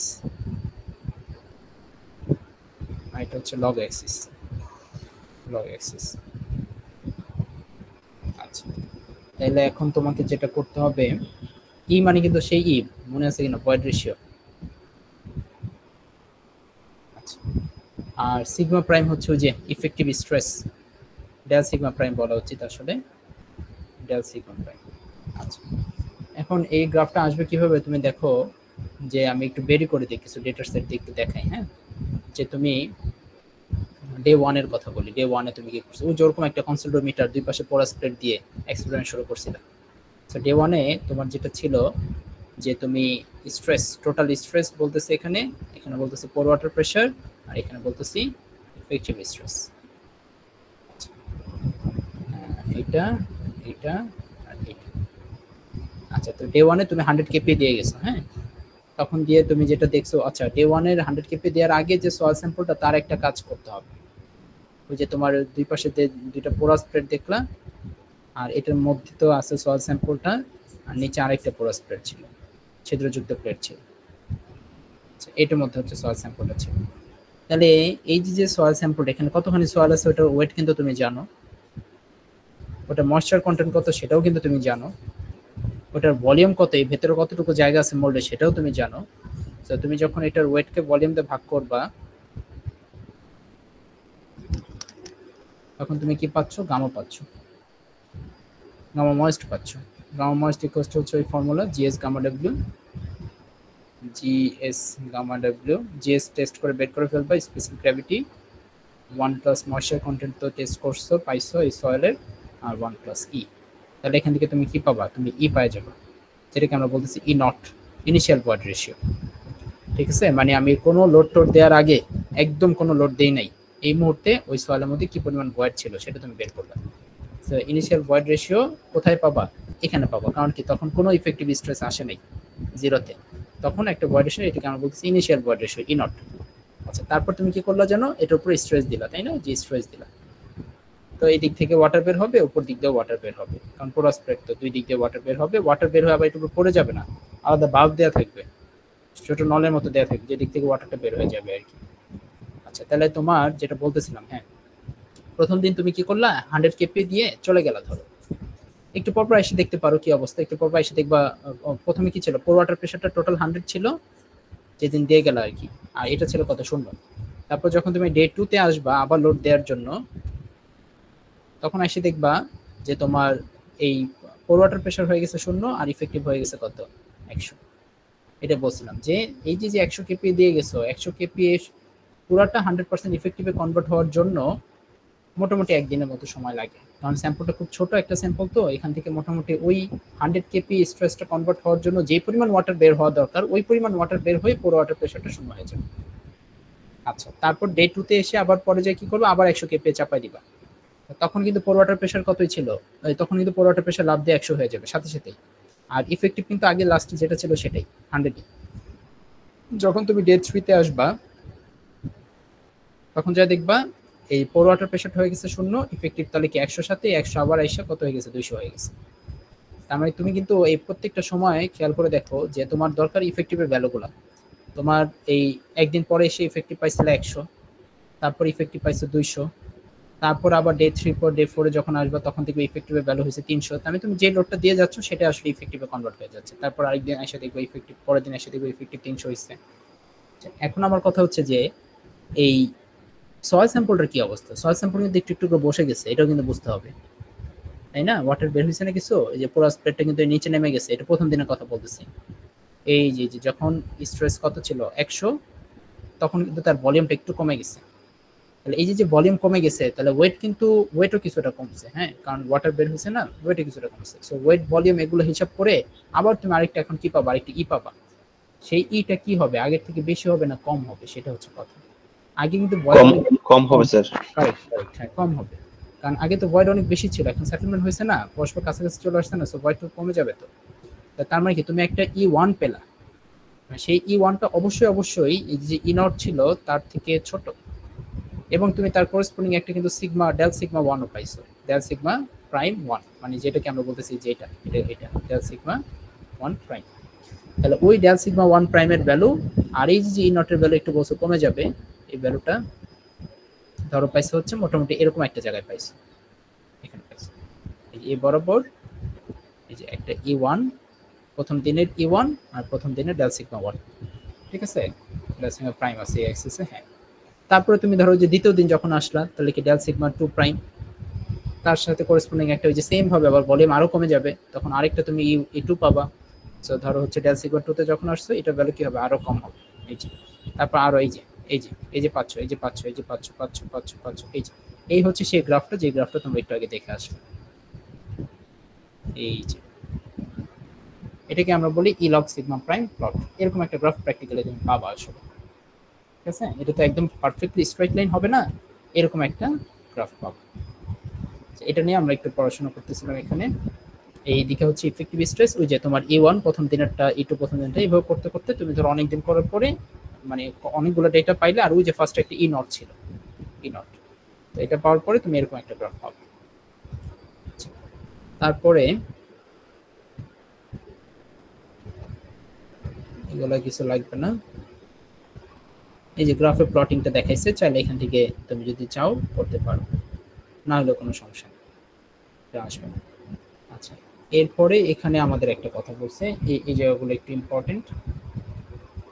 এখানে গিয়ে যেটা বলতে চাচ্ছে সেটা হচ্ছে আমরা কিন্তু অনেক জিনিস পড়তে হবে কনসিডারেশনে, কিন্তু ফার্স্টে থিওরি না বুঝে ম্যাথে হাতে দেওয়া যাবে না। আমরা একটু একটু করে বুঝলাম যে ওই গ্রাফটা কিভাবে আসলো সেটা বুঝলাম, হ্যাঁ। তারপরে এখানে একটা খুব ইম্পর্টেন্ট একটা টপিক বলছে, সেটা হচ্ছে normally consolidated clay and over consolidated clay. তার মানে ক্লেরও আবার ক্লাসিফিকেশন আছে, হ্যাঁ, যে আসলে আমি সয়েল টেস্ট করে যে লেয়ারে ক্লে পাইছি সেইখান থেকে সয়েল এনে আমার হচ্ছে কনসোলিডেশন টেস্ট করতে হবে। অবশ্যই সয়েলটার আনডিস্টার্ব সয়েল স্যাম্পল হতে হবে, ডিস্টার্ব হওয়া যাবে না, আনডিস্টার্ব হতে হবে। সো আনডিস্টার্ব সয়েল স্যাম্পল তুমি ল্যাবে নিয়ে এসে তুমি হচ্ছে কনসেন্ট্রেশন টেস্টটা করলাম, আচ্ছা ভালো কথা, কিন্তু ওই ক্লেকে আবার ক্যাটাগরাইজ করতে হবে একটু, এক এক ক্লের জন্য কনসেন্ট্রেশন ফর্মুলা এক এক রকম, ক্লে বিহেভিয়ারের উপর ডিপেন্ড করে আমরা কনসেন্ট্রেশনটা বের করতে হয় যে কত হবে কনসেন্ট্রেশনটা। তাহলে এটা নিয়ে একটু আলোচনা করি আমরা। দেখো সেই জিনিসটা কি, সেটা হচ্ছে যে আমাদের normally concentrated clay or NC clay, এই জিনিসটা আসলে কি, বা এই ক্লাসিফিকেশনটা কিসের উপর বেস করা হচ্ছে। একটা ক্লে ধরো 80 ফিট নিচে তুমি একটা সয়েল পাইছো, একটা ক্লে স্যাম্পল পাইছো, ওই ক্লেটাই তোমার কখনো এনসি হিসেবে অ্যাক্ট করবে, কখনো ওসি হিসেবে অ্যাক্ট করবে। তার মানে এটা আসলে ম্যাটেরিয়াল লেভেলে কোনো চেঞ্জ না, এটা হচ্ছে লোডিং হিস্ট্রির উপর ডিপেন্ড করে আমরা ক্লেকে ক্লাসিফাই করি এটা কি এনসি নাকি ওসি। ওভার কনসলিডেটেড নাকি নরমালি কনসলিডেটেড ক্লে। এনসি মানে হচ্ছে normally consolidated clay, NC clay, normally consolidated clay. আচ্ছা, তাহলে এটার ব্যাপারটা হচ্ছে এরকম যে তোমার এখানে একটা ছিল, একটা ন্যাচারাল সয়েল ছিল, এটার উপরে ধরো কখনো কোনো ঘর বাড়ি কিছুই ছিল না, হ্যাঁ, সবসময় ধরো এটার উপরে তুমি তোমার জন্মের পর থেকে দেখছো যে এটার উপরে কোনো কিছুই ছিল না। আচ্ছা, ভালো কথা। তাহলে এখন এখানে তো এটার পরে পরে যেতে যেতে এইখানে একটা ক্লে ছিল, এই যে এই ক্লেটা নিয়ে আমরা একটু ওয়ারিড আর কি, যে এই ক্লেটা কি সেটেলমেন্টটা তো আমার একটু অ্যানালাইসিস করা দরকার। আচ্ছা, এখন এই ক্লেটা কি নরমালি কনসলিডেটেড হবে নাকি ওভার কনসলিডেটেড হবে সেটা বুঝবা কিভাবে? যে কোনো একটা ক্লের উপরে প্রেজেন্ট যে স্ট্রেসটা থাকবে সেটাই যদি তার লাইফ টাইমের ম্যাক্সিমাম স্ট্রেস হয়, এর থেকে বেশি স্ট্রেস সে কখনোই তার লাইফে এক্সপিরিয়েন্স করে নাই, তাহলে সেই ক্লেকে আমরা বলি নরমালি কনসলিডেটেড ক্লে। ওকে, সো কোনো একটা ক্লে যদি তার লাইফ টাইমের ম্যাক্সিমাম স্ট্রেস যদি প্রেজেন্ট টাইমে এক্সপিরিয়েন্স করে থাকে, তার মানে এর থেকে বেশি স্ট্রেস সে কখনোই তার লাইফ টাইমে এক্সপিরিয়েন্স করে নাই মানে কি এর উপর কখনো কোনো স্ট্রাকচার হয় নাই। যদি একটা স্ট্রাকচার হইতো তারপর যদি আমি ভেঙে ফেলতাম, তারপর যদি আমি বলতাম এই ক্লে নরমালি কনসলিডেটেড, তাহলে কিন্তু ভুল হইতো, কারণ কি সে তার লাইফ টাইমে এর থেকে বেশি স্ট্রেস একবার এক্সপিরিয়েন্স করছিল। কিন্তু আমি বললামই তো ফার্স্টে, তুমি তোমার জন্মের শুরু থেকে দেখো নাই যে এখানে কোনো বিল্ডিং বা কোনো কিছু ছিল, তোমার প্রিভিয়াস জেনারেশনও দেখে নাই, তার মানে এটার উপরে আসলে এর থেকে বেশি স্ট্রেস কখনো আসে নাই। তাহলে এখন এই যে তুমি যে তার ওভারবার্ডেন প্রেশারটা যেটা বের করবা, এখন কিন্তু তার উপর কিন্তু আর ফুটিং নাই, সো তুমি তার কোন প্রেশারটা বের করবে? যে আজকে লেকচারটা শুরু করলাম আমরা যে প্রেশারটা দিয়ে, sigma naught prime, present vertical overburden pressure, এটাই কিন্তু তার লাইফ টাইমের ম্যাক্সিমাম প্রেশার। লাইফ টাইমের ম্যাক্সিমাম প্রেশার বলতে সেটাকে আমরা বলি সিগমা সি প্রাইম বা pre consolidation pressure, pre consolidation pressure. আর এই সিগমা নট প্রাইম তো হচ্ছে present overburden pressure, present overburden pressure. তার মানে প্রেজেন্ট ওভারবার্ডেন প্রেশার মানে উপরে যে সয়েলগুলো আছে ওই সয়েলগুলো যেই প্রেশারটা দিচ্ছে। তাহলে যদি কোনো একটা সয়েলের প্রেজেন্ট ওভারবার্ডেন প্রেশার হয় তার প্রি কনসলিডেশন প্রেশারের সমান, এটা কখন হবে? প্রি কনসলিডেশন প্রেশার মানে কি যে প্রেশার দিয়ে তাকে আগে কনসলিডেট করা হয়েছিল, সে তো আগে কখনোই কনসলিডেট হয় নাই, সে পুরো লাইফ টাইমে এই প্রেশারটা এক্সপিরিয়েন্স করছে, এর থেকে বেশি প্রেশার কখনো এক্সপিরিয়েন্স করে নাই, তাহলে এই ক্লেকে আমরা বলবো নরমালি কনসলিডেটেড ক্লে। আর ওসি ক্লে যেটা ওভার কনসলিডেটেড ক্লে যেটা, সেটা হচ্ছে যে কোনো ওভার কনসলিডেটেড ক্লে, হ্যাঁ, ওভার কনসলিডেটেড ক্লে কোনটা? যে ওভার কনসলিডেটেড, নাম থেকে বোঝা যাচ্ছে ওভার কনসলিডেটেড হয়েছে কখনো সে, মানে তুমি তাকে এখন যে অবস্থায় দেখতেছো সেটা তার লাইফ টাইমে ম্যাক্সিমাম স্ট্রেস অবস্থা না, এর থেকে বেশি স্ট্রেস সে হয়তো কখনো ছিল এর আগে। সে হচ্ছে এখানে তোমার এক সময় একটা বিল্ডিং ছিল, ওই বিল্ডিংটা এখন এই যে ডট ডট দিয়ে দিচ্ছে, তার মানে ওই বিল্ডিংটা ধরো এখন প্র্যাকটিক্যালি নাই, বাট এক সময় ছিল।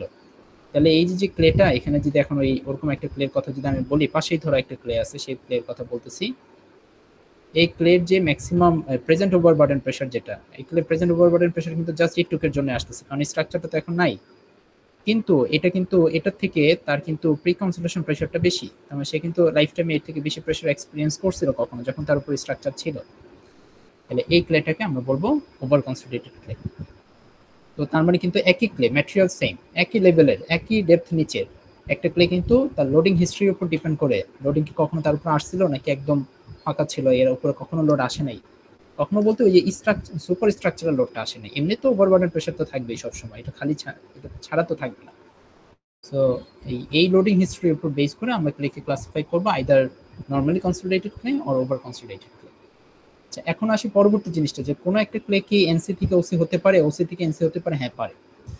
যে কোনো একটা ক্লে যদি আমি বলি যে কিভাবে একটা ক্লে এনসি থেকে ওসি হইতে পারে, যেরকম হচ্ছে যে এই ক্লেটাই তো এনসি থেকে ওসি হইলো, যদি আচ্ছা ফার্স্ট ওসি থেকে এনসি ঘটনাটা বলি, ওসি থেকে এনসি ক্লে কেমন হতে পারে? একটা ক্লে ওসি ছিল, তার মানে হচ্ছে ধরো পুরো ঘটনাটা আমি একটু দেখাই। সে হচ্ছে এখানে তোমার কখনো একদম খালি একটা ল্যান্ড ছিল, একদম খালি একটা ল্যান্ড, তার উপরে ধরো হচ্ছে কেউ এখানে একটা বিল্ডিং করছে, হ্যাঁ, সে ধরো একটা একতলা বিল্ডিং করে বহুত দিন পর্যন্ত সে এখানে থাকতেছে, একতলা একটা বিল্ডিং করে বহুত দিন পর্যন্ত থাকতেছে। তাহলে এখন এই যে এখানে যে নিচে যে ক্লেটা আছে, ধরো এই ক্লেটা কোন ক্লে হবে? Over consolidated. না না না না, ওভার না, এটা নরমালি কনসোলিডেটেড ক্লে। কেন? কারণ তুমি দেখো না, এই ফার্স্টে বিলিংটা হওয়ার আগে এই ক্লেটা এক্সপেরিয়েন্স করছিল কোন লোড? এই যে এই লোডটা এক্সপেরিয়েন্স করছিল। তারপর কি হলো? বিলিংটা হইলো, বিলিং হওয়ার পরে এখন সে এক্সপেরিয়েন্স করতেছে কোন লোড? বিলিং সহ যে লোডটা, তার উপরে ধরো তুমি আরেকতলা বিলিং করছিল, কেউ দোতলা করছিল, তো তার মানে কি এখন যে সে লোডটা এক্সপেরিয়েন্স করতেছে সেটা কিন্তু তার লাইফ টাইমের ম্যাক্সিমাম লোড। কেউ ধরো তিনতলা বিলিং করে রাখছিল, এখানে আরেকতলা সে বাড়াইছে, মানে কখনো কিন্তু ওসি হওয়ার সুযোগটা সে পাচ্ছে না, তার উপরে কিন্তু লোড আসতেই আছে। তার মানে কি সে বারবারই তার লাইফ টাইমের ম্যাক্সিমাম লোডটা এক্সপেরিয়েন্স করতেছে। এমন কখনো হয় নাই যে যদি ভাঙে ফেলে তাহলে কি এনসি থেকে ওসি হয়ে যাবে? হ্যাঁ তখন হবে। এটাই বলতেছি, ফার্স্টে আমরা বলতেছি যে কোন একটা ধরো সিচুয়েশন এটা যে তুমি শুধু বিল্ডিং করেই যাচ্ছ, সো এই ক্লে তো তার লাইফ টাইমের ম্যাক্সিমাম স্ট্রেসটা প্রেজেন্টলি ফিল করতেছে, কখনো তো এর থেকে বেশি ফিল করে নাই। কিন্তু যখনই তুমি এটা ডিমোলিশ করলা, তোমার এখন প্ল্যান হচ্ছে এখানে তুমি একটা ধরো 5 তলা বিল্ডিং করবে বা 10 তলা বিল্ডিং করবে, তোমার 3 তলা বিল্ডিং অনেক দিন যাবত এখানে আছে, তুমি এখন এটা রাখতে চাচ্ছ না, তাইলে এই ক্লেটা তখন কিভাবে অ্যাক্ট করবে দেখো, যে তুমি যখন ভেঙে ফেলছো পুরো বিল্ডিংটা, যে মুহূর্তে ভেঙে ফেলছো, তখন কিন্তু এই ফার্স্টে কিন্তু এই ক্লেটা এনসি ক্লেই ছিল, বাট তুমি এটাকে চাচ্ছ যে একটু তোমার প্ল্যান আসছে যে তুমি এটা এখন চেঞ্জ করবে, তাহলে পুরোটা যখন ভেঙে ফেললা তখন কিন্তু এটা হয়ে গেছে ওসি ক্লে। আচ্ছা, ভেঙে ফেলে যখন তুমি সয়েলের উপরে লাইফ টাইমে কখনোই কোনো লোড আসে না, ওইটা না এনসি ক্লে? হ্যাঁ, ওইটা এনসি ক্লে। না আমি কিন্তু ডেফিনেশন এভাবে দেই নাই, দাঁড়ো, আমি ডেফিনেশন দিছিলাম যে কোনো একটা সয়েল যদি তার লাইফ টাইমে ম্যাক্সিমাম স্ট্রেস প্রেজেন্টে এক্সপেরিয়েন্স করে থাকে, বর্তমান স্ট্রেসটাই যদি লাইফ টাইমে ম্যাক্সিমাম হয়, তাহলে সেটাকে আমরা বলবো এনসি ক্লে।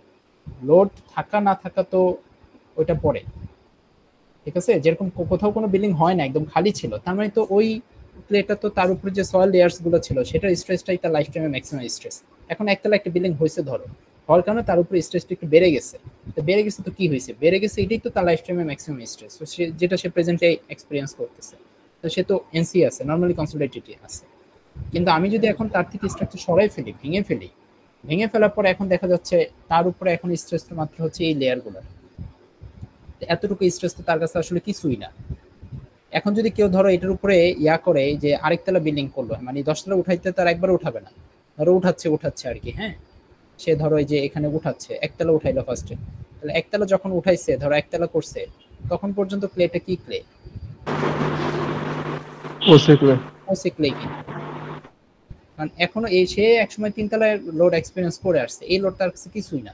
তার ধরো তোমার কারো প্ল্যান হচ্ছে একটা 3 তলা বাড়ি ছিল, 3 তলা বাড়ি ভেঙে সে একটা দোতলা ডুপ্লেক্স বাড়ি করবে, তাহলে ওই ক্ষেত্রে তোমার সয়েল টেস্ট করার দরকার নেই, ওই ক্ষেত্রে তোমার সয়েলের স্ট্রেংথ কত কি কিচ্ছু হিসাব করার দরকার নেই, কেন এর থেকে বেশি লোড সে আগে এক্সপেরিয়েন্স করছে। ওসি ক্লে সেটেলমেন্ট তুমি দেখবে কদিন পর আমরা বের করবো, এত কম আসলে এটা না বের করলেও হইতো, কারণ তো ও তো এই লোড এর থেকে বেশি লোড আগে এক্সপেরিয়েন্স করছে, তো তোমার এই দোতলা ডুপ্লেক্সে তার কিছু আসে যায় না। তো তারপর স্যার এখানে 3 তলা ক্রস করবে, তো তখন তো আসলে এনসি ক্লে হয়ে যেত। হ্যাঁ, তখন সিচুয়েশনটা ডিফারেন্ট হবে, সেদিকে আমি যাচ্ছি। যে ইভেন যদি তার উপরে ধরো এখন দোতলাও আসে, তারপর কোনো সমস্যা নেই, আর যখন এভাবে করতে করতে তার উপরে ধরো আমি বাকি সব জিনিসকে সেম ধরতেছি, যে এরিয়া বা সবকিছু সেম, বিল্ডিং এরিয়া সেম ধরে, যখন তার উপর 4 তলা লোডটা আসতেছে, তখন কিন্তু সে এখন কনভার্ট হয়ে গেল ওসি থেকে আবার এনসি ক্লে, কারণ এই পরিমাণ লোড সে আগে কখনো এক্সপেরিয়েন্স করে না, এটা তার লাইফ টাইমের ম্যাক্সিমাম স্ট্রেস, তখন আবার একটা ওসি ক্লে আবার এনসি তে কনভার্ট হয়। এভাবে একটা ক্লে এই তোমার এই কি বলে এনসি থেকে ওসি হয়ে আবার এনসি তে ব্যাক করতে পারে, হতেই পারে। তাহলে এখন তুমি বলো যে কোন একটা, আমরা ক্লাসটা শেষ করে দিব, বাকিটা আমরা ক্লাসে ফিজিক্যালি পড়াবো, বাট তোমাকে যদি এখন আমি জিজ্ঞেস করি যে তুমি ধরো তোমার বাইরে গেছো, বাইরে গিয়ে তোমার বাসার পাশে একটা ল্যান্ড তুমি খালি দেখছো আর কি, এটার উপরে তুমি তোমার বাবাকে জিজ্ঞেস করছো যে এখানে কখনো কোনো স্ট্রাকচার হয়নি, এখন তুমি ওইটাকে ক্লাসিফাই করবা কিভাবে? তুমি কি ওইটাকে এনসি বলতে চাচ্ছ না ওসি বলতে চাচ্ছ? তোমার বাবা দেখে নাই, ঠিক আছে, ভালো কথা, তোমার দাদা কি দেখছে কিনা সেটা তো তুমি জানো না, ইভেন তুমি এটাও জানো না যে মানব সভ্যতা আসার আগে এখানে কি কোনো পাহাড় ছিল কিনা, যে পাহাড় ধরো তোমার একদম এরোড হয়ে, আলটিমেটলি আমরা তো সব জানি যে এখানে একসময় পাহাড় টাহাড় ছিল, এগুলো সব এরোশন হয়ে একদম plain sedimentary rock plain land হয়েছে, এটা তো আমরা জিওলজিতে তোমরা পড়ছো। তো আলটিমেটলি তুমি কিন্তু কোনো কিছু বেসিসে তুমি কখনো একটা ল্যান্ডকে বলতে পারো না যে এটা হচ্ছে আমার এনসি, যে আগে এর থেকে বেশি স্ট্রেস কখনো এক্সপেরিয়েন্স করে নাই। তুমি কতটুকু আগে ইনফরমেশন জানো? তুমি আজকে থেকে 4000 বছর আগে ইনফরমেশন জানো, তখন তো এখানে হয়তো একটা পাহাড় ছিল এইটার উপরে, সেটা এরোড হয়ে গেছে, তুমি দেখো নাই। তো এটাই এর জন্য আসলে আমাদের ল্যাব টেস্টের বিকল্প নাই। সো আমরা তার মানে এখন একটা জিনিস খুঁজবো, সেই জিনিসটা হচ্ছে যে তার পাস্ট ম্যাক্সিমাম প্রেশারটা কত, আর যেটাকে আমরা বলি প্রি কনসোলেশন প্রেশার। এই যে ফার্স্টে একটা ভ্যালু লিখছিলাম সিগমা সি প্রাইম, এটা হচ্ছে যে সে লাইফ টাইমের সবচেয়ে বেশি কত স্ট্রেস এক্সপিরিয়েন্স করছিল, সেই ইনফরমেশনটা আমাদের জানা দরকার। এখন সেই ইনফরমেশন জানার জন্য তোমাকে সেই যে টাইম লাইনে যাইতে হবে এমন না। দেখবো আমরা নেক্সট ক্লাসে এই জিনিসটা করাবো যে আমাদের এমন একটা ওয়ে আছে যে ওয়ে দিয়ে অনেকটা, ধরো তোমার হচ্ছে মেডিকেল লাইনের ব্লাড টেস্টের মতো, তুমি ব্লাড টেস্ট করে অনেক ইনফরমেশন পাওয়া যাবে যে তোমার মধ্যে এই রোগটা কবে আসছিল, কি হয়েছিল না হয়েছিল, এভরিথিং, বা আছে কি না আদৌ কি কত কি এক্সপিরিয়েন্স করছে। সেম একটা জিনিস আমরা সয়েলকে ল্যাবে নিয়ে আসবো, এনে সয়েলের উপর একটা টেস্ট করব, এই টেস্ট করে ওই গ্রাফটা প্লট করতে হবে, যে গ্রাফটা একটু আগে আমি প্লট করে দেখলাম, ওই গ্রাফটা E versus log sigma prime plot করে আমরা ওখান থেকে ক্যাসাগেন্ডার একটা প্রসেস আছে, সেই প্রসেসে বের করে ফেলবো যে এই সয়েলটা তার লাইফ টাইমে কত স্ট্রেস এক্সপিরিয়েন্স করছিল। সেটা গতকাল করুক, বর্তমানে করুক, আর সেটা 4000 বছর আগে করুক, কবে করছে সেটা আমরা জানতে পারবো না, সেটা আমাদের জানার কোনো দরকার নেই এখানে। আমাদের শুধু জানার দরকার হচ্ছে সর্বোচ্চ কত স্ট্রেস সে এক্সপিরিয়েন্স করছিল। যদি দেখা যায় বর্তমান ওভারবার্ডেন প্রেশার আর হচ্ছে সেই স্ট্রেসটা মিলে গেছে, দেন আমরা বলবো এনসি। আর যদি দেখা যায় সেই স্ট্রেস থেকে বর্তমান প্রেশারটা কম, সেটা বেশি ছিল, তাহলে আমরা ক্লাসিফাই করবো ওসি হিসেবে। তো এখন আমাদের একমাত্র যে প্যারামিটারটা জানা দরকার সেটা হচ্ছে আমাদের প্রি কনসোলেশন প্রেশার। এটা আমরা কিভাবে জানতে পারি। সো নেক্সট ক্লাসে সবাই একটু প্রেজেন্ট থাকবা, আজকে নামাজ পড়া লাগবে এখন একটু, তো আজকে আর ক্লাস নিচ্ছি না। এই তোমার এই যে হচ্ছে সেই প্রসেসটা দেখানো আছে, আমরা সেই প্রসেসে আগামী দিন দেখবো যে কিভাবে determination of pre consolation pressure দেখবো। এখানে দেখা আছে কিভাবে একটা সয়েলের প্রি কনসোলেশন প্রেশারটা বের করা যায়, সেটা আমরা দেখবো। তারপর আমরা সবকে ক্লাসিফাই করতে পারবো যে সেটা কি আসলে এনসি নাকি ওসি। ঠিক আছে তাইলে, আর যদি কেউ ক্লাস রেকর্ড করে থাকো সেটা আমাদের ক্লাসরুমে দিয়ে দিতে পারো, যাতে বাকিরা একটু দেখে নিতে পারে। ওকে, থ্যাংক ইউ অ্যাটেন্ড করার জন্য। সবাইকে আমি প্রেজেন্ট দিয়ে দিব, প্রেজেন্ট নিয়ে টেনশনের কিছু নাই। তাহলে আমি ক্লাসটা ক্লোজ করে দিই। হ্যাঁ, ওকে স্যার। আসসালামু আলাইকুম স্যার। আসসালামু আলাইকুম স্যার।